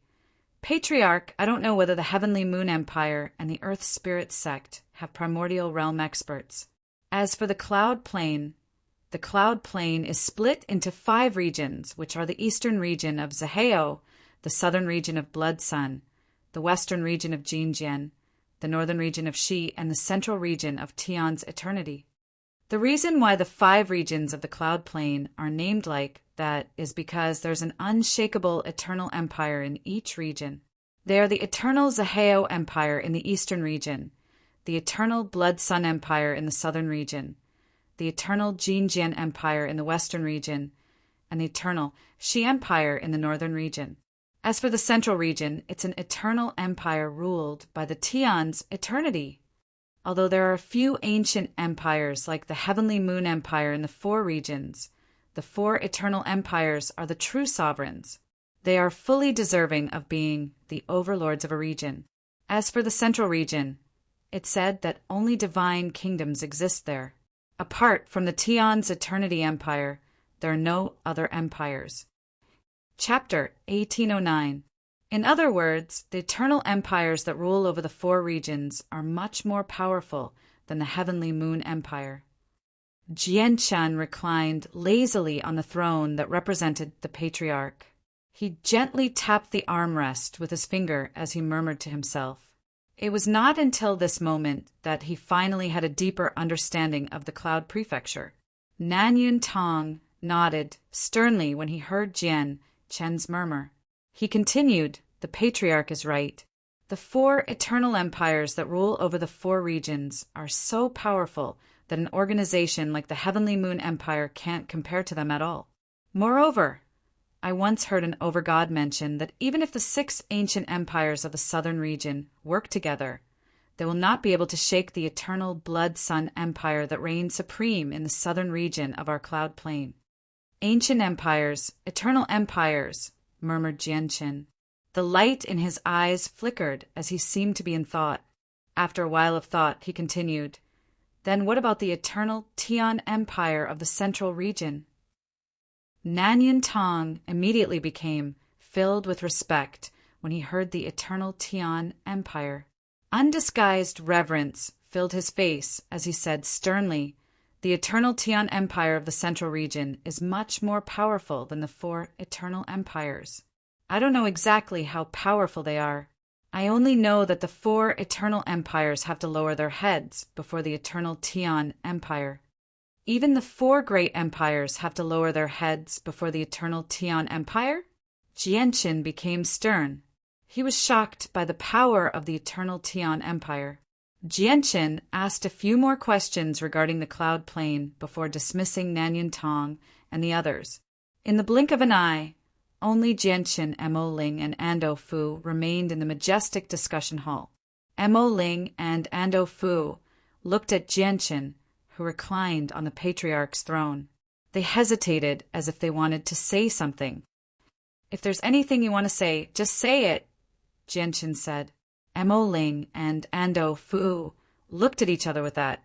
Afterwards, Mo Ling clasped his fist at Jianchen.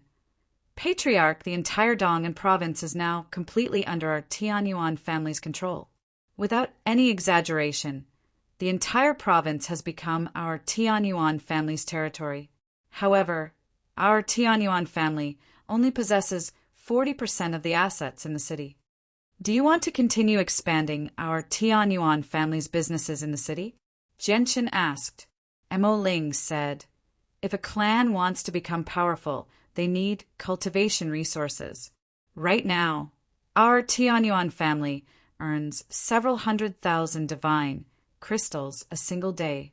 However, half of these divine crystals are the entrance fee to the city. The rest is the income from our businesses in the county city. Our businesses are estimated to earn 300,000 to 400,000 low-grade divine crystals. Then, let's look at the other 5 provincial cities of the divine kingdom of Pingtian. The over-god clans basically control 80% of the businesses in the provincial cities. The other 2% are controlled by the various clans in the city. Our Tianyuan family is the one that controls the least amount of businesses out of the 6 provincial cities in the divine kingdom of Pingtian. If we increase our businesses in the provincial city a little, we'll be able to bring our Tianyuan family a considerable amount of benefits every single day. Genshin shook his head gently. Even if we can earn several 100,000 low-grade divine crystals a day, it's only a few dozen high-grade divine crystals in total. There's no need to force the other clans in the provincial city into a corner for so little divine crystals. Moreover, don't forget that there's the Wainer clan aside from our Tianyuan family in the Dongan province. Genshin paused before continuing. Most importantly, the 2 of you still don't truly understand why I founded the Tianyuan family. I only founded the clan to provide a place for my good friends and family. It's not for ruling. Mo Ling and Ando Fu looked at each other. They had probably never thought Genshin would answer them like that. After leaving the discussion hall, Genshin directly made his way to the forbidden grounds in the back courtyard. This was because all the people who had come to the Saints' world with him from the Tianyuan continent were cultivating there.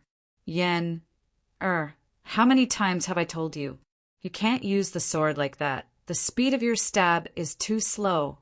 Remember, no matter if it's the speed of your stab or the speed of your stab, you must be as swift as lightning. Your sword technique lacks a strand of sharpness, and it similarly lacks a strand of decisiveness to kill. Just as Genshin made his way to the forbidden grounds in the back courtyard, he heard a familiar voice. He could not help but look over. The white-clothed Shiyu held a tree branch in her hand as she earnestly taught the black-face sword technique. Mo Yen had no idea whether it was because she did not put any effort into learning or because she was not suited for the sword. Even though her cultivation had reached the peak of sainthood, she was still a beginner when it came to using the sword. Genshin subconsciously paused before slowly making his way over to Shiyu and Mo Yen. Patriarch Genshin, why have you come? Mo Yen had not put any effort into learning the sword, so she discovered Genshin as soon as possible. She immediately beamed with joy. When Shiyu heard Mo Yen call out, Patriarch Genshin, her body immediately stiffened. She slowly put down the branch in her hand and looked at Genshin, who was making his way over. Her expression immediately became rather mixed. She clasped her fist at Genshin. Shiyu greets the Patriarch. At this moment, Shiyu was filled with mixed feelings. In the past, she had still looked down on Genshin, but now, Genshin had become the patriarch of the clan. Even the ancestor of the Mo clan, Mo Ling, was Genshin's subordinate. Patriarch Genshin, why do you have time to come here? Mo Yen was not as respectful towards Genshin as Shiyu. She ran over to Genshin and giggled. Afterwards, she glanced at Genshin with her large, strange eyes before smiling mysteriously. She stood on her tiptoes and whispered into Genshin's ear. Patriarch Genshin, I can already guess why you've come this time. You must have come to see Sister Shiyu, right? Actually, you've liked Sister Shiyu a long time ago. Don't think I don't know. Let me tell you a secret. Sister Shiyu actually likes you as well. She's just too embarrassed to say it. Although Mo Yen spoke very softly, she was a godhood expert, after all. Even if Mo Yen wanted to communicate with Genshin secretly, she would not be able to hide it from Shiyu, let alone speaking softly. As a result, Shiyu heard everything that Mo Yen had said to Genshin clearly. Shiyu's alluring face immediately reddened. She was both furious and embarrassed. She glared at Mo Yen furiously and scolded. "Sister Mo Yen, what are you saying? Don't speak nonsense." Genshin was amused by how serious Mo Yen was. He knocked Mo Yen's forehead and smiled. "Mo Yen, you can't say things like that in the future, or I'll confine you in the clan and forbid you from going out to play." Chapter 1810. Mo Yen immediately became unhappy. She pouted and said, "Humph, if you don't want to tell me, then don't tell me. I'm helping you out of the kindness of my heart. Yet not only do you not appreciate my kindness, you even want to confine me. You really don't know how to appreciate kindness." Mo Yen was no longer in the mood to refine her sword. She stowed her sword away and left. Genshin shook his head helplessly as he watched Mo Yen leave. Afterwards, he looked at Shiyu, and his gaze gradually deepened. He said, "Miss Shiyu, you seem to have comprehended the laws of the sword as well." "Patriarch, I have indeed comprehended the laws of the sword." Shiyu bowed slightly and answered honestly. Genshin's status was no longer the same as before, so she seemed rather restrained before Genshin. However, perhaps because of what Mo Yen had said, Shiyu's gaze towards Genshin became rather evasive. Some of the redness remained on her face, having yet to recede completely. "Show me your comprehension of the laws of the sword," Genshin asked calmly, as if he did not see the redness on Shiyu's face at all. Shiyu was surprised. Afterwards, she seemed to realize that Genshin wanted to personally guide her. She could not help but reveal a strange light in her eyes. Genshin's laws of the sword had already reached the level of an overgod, and in Shiyu's eyes, overgods were unreachable existences. If she could receive the personal guidance of an overgod who had comprehended the laws of the sword, it would definitely be of great help to her cultivation of the laws of the sword. She might even be able to break through to God in a single stroke. Shiyu immediately became rather excited, but she sucked in a deep breath soon afterwards and forced herself to calm down. Suddenly, a sharp sword chi radiated from Shiyu. A dazzling sword appeared in Shiyu's hand, and as it pulsed with light, she swung it as hard as she could towards a fake mountain. The strike contained Shiyu's greatest comprehension of the laws of the sword. Through the might of her strike, she had presented her comprehension of the laws of the sword to Genshin. Boom! Amidst the rumbling, the fake mountain in front of them remained unscathed after receiving Shiyu's full-powered strike. Currently, the entire Tianyuan family was protected by a defensive formation. Although the formation was unable to block attacks from overgods, it was not something that Shiyu, a late deity, could destroy. A light flashed through Genshin's eyes. Just one attack from Shiyu had allowed Genshin to see the flaws in her comprehension of the laws of the sword. "Shiyu, look carefully." Genshin bellowed and formed a sword with his finger. A powerful sword light shot out from his fingertip and slashed towards Shiyu's head. As Genshin stabbed forward, a sky-surging sword energy spread out. Shiyu, who was the one who was struck by the sword energy, sensed it the most intensely. In Shiyu's eyes, she seemed to be in an ocean filled with sword chi. She was surrounded by dense, endless strands of sword chi. Every single strand of sword chi seemed to represent a law of the world. The countless strands of sword chi seemed to have condensed into a single entity, forming a way of the world. In the beginning, Shiyu was surprised, but she understood very soon. This was Genshin passing on the laws to her. He was using this method to present his comprehension of the laws of the sword to her in the simplest and most direct way possible. Shiyu could not help but close her eyes. Genshin's teachings could no longer be understood with the naked eye. Instead, she had to comprehend them with her heart. If she could comprehend the mysteries within, it was extremely likely for her to directly break through to God.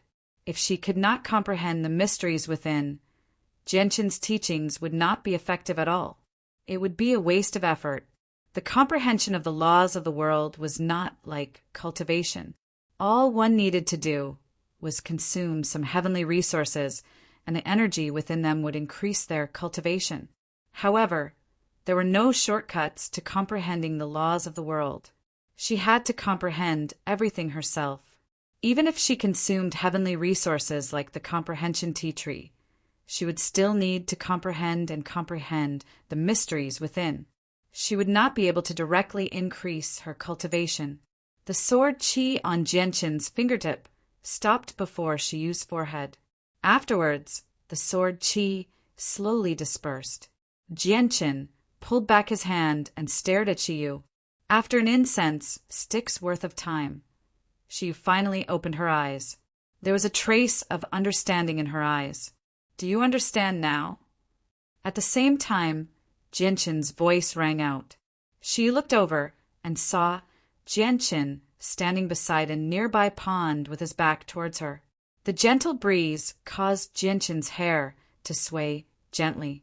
His white robes fluttered as well, making him seem rather otherworldly. Shiyu's eyes suddenly narrowed as she stared at Jianqin's back. She stared at Jianqin without blinking at all. In a trance, she seemed to sense an indomitable presence from his back. I understand a little, but there are still many things I don't understand, Shiyu said softly as her gaze became mixed. Jianqin slowly turned around and looked at Shiyu in gratification. He said, "Since you can understand a little, it means that your ability to comprehend is extremely great. My guidance to you hasn't gone to waste." Suddenly, Jianqin extended a finger towards the sky, and a huge streak of light shot out from the tip of his finger, stabbing into the sky. An even more powerful sword intent radiated from him, enveloping the entire Tianyuan family in a single instance. However, the sword chi did not stop there. Instead, it expanded towards the provincial city with lightning speed. In the end, it enveloped the entire city, causing everyone in the city to be shocked. What powerful sword intent! It's the patriarch of the Tianyuan clan. What is he doing? This is definitely the comprehension of laws at the level of an overgod. It's an overgod of the Tianyuan family. Whether it was the ancestors of the powerful clans or the outsiders in the provincial city, they all looked in the direction of the Tianyuan family in shock. Mo Ling and Ando Fu hurried over as quickly as they could from the Tianyuan family. They saw Jianqin standing beside a pond from afar as he pointed at the sky. Shock filled their faces as well. Jianqin had already closed his eyes. He used all his strength to connect with the laws of the sword in the surroundings. He remained in that posture for 10 whole minutes before suddenly opening his eyes. At that moment, his pupils had lost their black color. His eyes had become a dazzling silver white. His white eyes and white pupils were as bright as 2 lamps. At this moment, Jianqin slowly swept his finger through the air. As his finger fell, the defensive formations on the fake mountain nearby immediately collapsed. A huge slash gradually appeared on the fake mountain. As Jianqin's finger fell, the slash on the fake mountain grew longer and longer. It flickered with bright light, and it seemed to possess a mysterious power. After carving the slash, a sliver of exhaustion appeared on Jianqin's face. It was as if carving the slash on the fake mountain had taken him a lot of effort. It was not easy at all. This slash contains my comprehension of the laws of the sword. How long it will take for you to become an overgod will depend on your comprehension ability, Jianqin said to Yu. Afterwards, he left the place step by step in exhaustion. He directly made his way to the forbidden grounds in the back courtyard. Shiyu stared at Jianqin's exhausted figure. She was greatly moved. Her lips trembled slightly as if she wanted to ask Jianqin why he was helping her like this. However, in the end, she held herself back. She understood that even many masters and disciples did not receive such treatment when passing on the laws of the sword like this. This was because passing on the laws of the sword like this was just too draining. Even if some masters and disciples passed on the laws of the sword like this, the master would only pass on a portion of it. However, Jianqin seemed to have completely engraved his comprehension of the laws of the sword. If he could comprehend all the mysteries within the slash, he would directly become an overgod. Chapter 1811. Jianqin had left behind his comprehension of the laws of the sword. Naturally, Mo Ling and Ando Fu saw this as well. Both of them had their own thoughts. Mo Ling's current feelings could only be described as excitement, while Ando Fu was filled with envy and jealousy. He secretly sighed inside. Why did his Ando clan not have a woman as outstanding as Shiyu? If Shuei can marry the patriarch, it'll be a joyous matter, Mo Ling thought. He was filled with eagerness. Although he already knew that Jianqin was married, having multiple wives was very common in the Saints' world. As a matter of fact, there were quite a few instances of polygamy in the Saints' world. Jianqin, Shangguan Mu Houston, Xiao Jin, Xiaoling, the White Tiger, Newbies, Ruijin, Honglian, Blackfish, Xiongzhong, and the other people from the world of Forsaken Saints had all gathered together in the forbidden grounds of the Tianyuan family. All right, that's all I know about the situation in the Saints' world.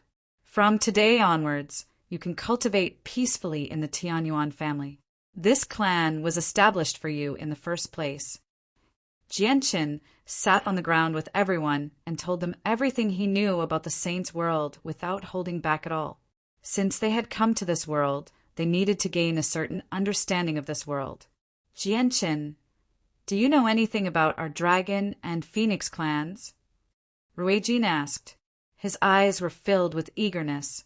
The three of them had done everything they could to assist Jianqin and protect Jianqin back on the Tianyuan continent so that they could find their clansmen. This was because they had encountered the winged tiger from ancient times in the lower world. The winged tiger had told them that they needed to follow Jianqin if they wanted to find their clansmen. Jianqin was their only hope of reuniting with their clansmen. It was exactly because of this that the three of them had treated Jianqin's life as more important than themselves back on the Tianyuan continent. Senior Ruijin, don't worry. Although I haven't heard anything about the dragons and phoenixes, please believe me. I, Jianqin, will do my best to help you find your people. Jianqin promised Ruijin and the other two. Honglian, who was wearing a fiery red dress and had crimson eyes, looked gloomy. She sighed and said, Ruijin, don't be too optimistic about the news about our clansmen. When our clansmen came to the higher world with the beast god, the strongest was only the Holy Emperor. With such puny strength, it'll be difficult for them to survive in the Saints' world. So much time has already passed.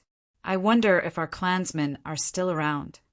I believe they're still around because they came to the higher world with the winged tiger, Jianqin said with certainty. This was because he knew that the winged tiger from ancient times was not as simple as it seemed on the surface. I hope so, Honglian said softly. She had only learnt just how vast the Saints' world was from Jianqin's introduction. Just the Cloud Prefecture alone could be described as boundless, not to mention that there were a total of 49 great plains and 81 great planets in the Saints' world. Big brother, Xiaoling misses Master too. Xiaoling's sobbing voice rang out as deep yearning filled her eyes. Jianqin immediately comforted her. After chatting with everyone for a while longer, they all dispersed. Aside from Xiaoling and Xiaoling, who ran out impatiently, everyone else entered seclusion. Jianqin entered a secret room as well. Jianqin currently sat in the center of the gloomy room. He held a space ring in his hand. Jianqin studied the space ring and murmured, It's time to see what's left in there. The space ring was the one that Fairy Haoyue had removed from the finger of the Divine King. When he parted with the Fairy Haoyue had left the space ring to Jianqin. As soon as the senses of Jianqin's soul entered the space ring, he was shocked by the vastness of the space inside. How was this a space ring? The space inside was so large that it could be treated as a miniature world. Jianqin had no doubt that the space ring was enough to hold the entire Tianyuan continent. Jianqin expanded the senses of his soul and enveloped the entire space. In this space ring, he found a large amount of materials, natural treasures, and various ancient scrolls. He even found some jade bottles that contained pills, but more than half of them were already empty. Only the number of divine crystals was extremely low. Jianqin knew that Fairy Haiyue had basically used up all the divine crystals and various pills that could help her when she refined her body, so he was not surprised by the scarcity of divine crystals at all. Jianqin took out all the ancient scrolls first. After tidying them up, he discovered that the ancient scrolls contained some cultivation methods, various sword techniques, cultivation notes, and personal notes left behind by the Divine King from the Divine King. These cultivation methods and battle skills did not belong to the Divine King. Instead, they had been slowly collected by the Divine King over the course of his life. There were even 2 cultivation methods that the Divine King had created himself. Unfortunately, they could only be cultivated up to Overgod, so they were clearly incomplete. There were over a dozen battle skills as well, and all of them were of extremely high grades. They would even be of great help to the Divine King. There were various battle skills that were suitable for various laws, but there were no sword techniques. Jianqin then looked at the notes left behind by the Divine King. There were a total of 3 scrolls. One of them was about the laws of space, while the other 2 were about the laws of the sword. Jianqin did not pay any attention to the notes on the laws of space because they were of no use to him right now. Instead, he looked at the notes on the laws of the sword. Just a single glance was enough to make him overjoyed. He immediately stowed them away like they were treasures. Fantastic! With these 2 scrolls, I won't be far from breaking through to the partial achievement of sword spirit. Jianqin was extremely excited. The Divine King's comprehension of the laws of the sword was not much greater than his, unlike the Nirvanic immortal Exalt. As a result, the notes left behind by the Divine King just happened to be useful to him. 10,000-year God origin pills. Soul recovery pills. Afterwards, Jianqin looked at the jade bottles, and he immediately became excited. There were many types of pills, many of which Jianqin had never heard of before. However, there just happened to be something that interested him. There were a total of 5 bottles of 10,000-year God origin pills. There were exactly 10 pills in each bottle, so there were 50 pills in total. There were a total of 3 bottles of soul recovery pills. There were 10 pills in each bottle, so there were 30 pills in total. There are actually 30 soul recovery pills here. At that moment, Jianqin's excitement had reached its limit. With the soul recovery pills, he did not need to worry so much when he used the profound sword chi. However, he understood that as his cultivation increased and his soul strengthened, his need for soul recovery pills would multiply as well. A single soul recovery pill was enough to completely recover the power of an early Overgod soul. If he reached mid-Overgod, he would probably need 2, 3, or even 4 soul recovery pills.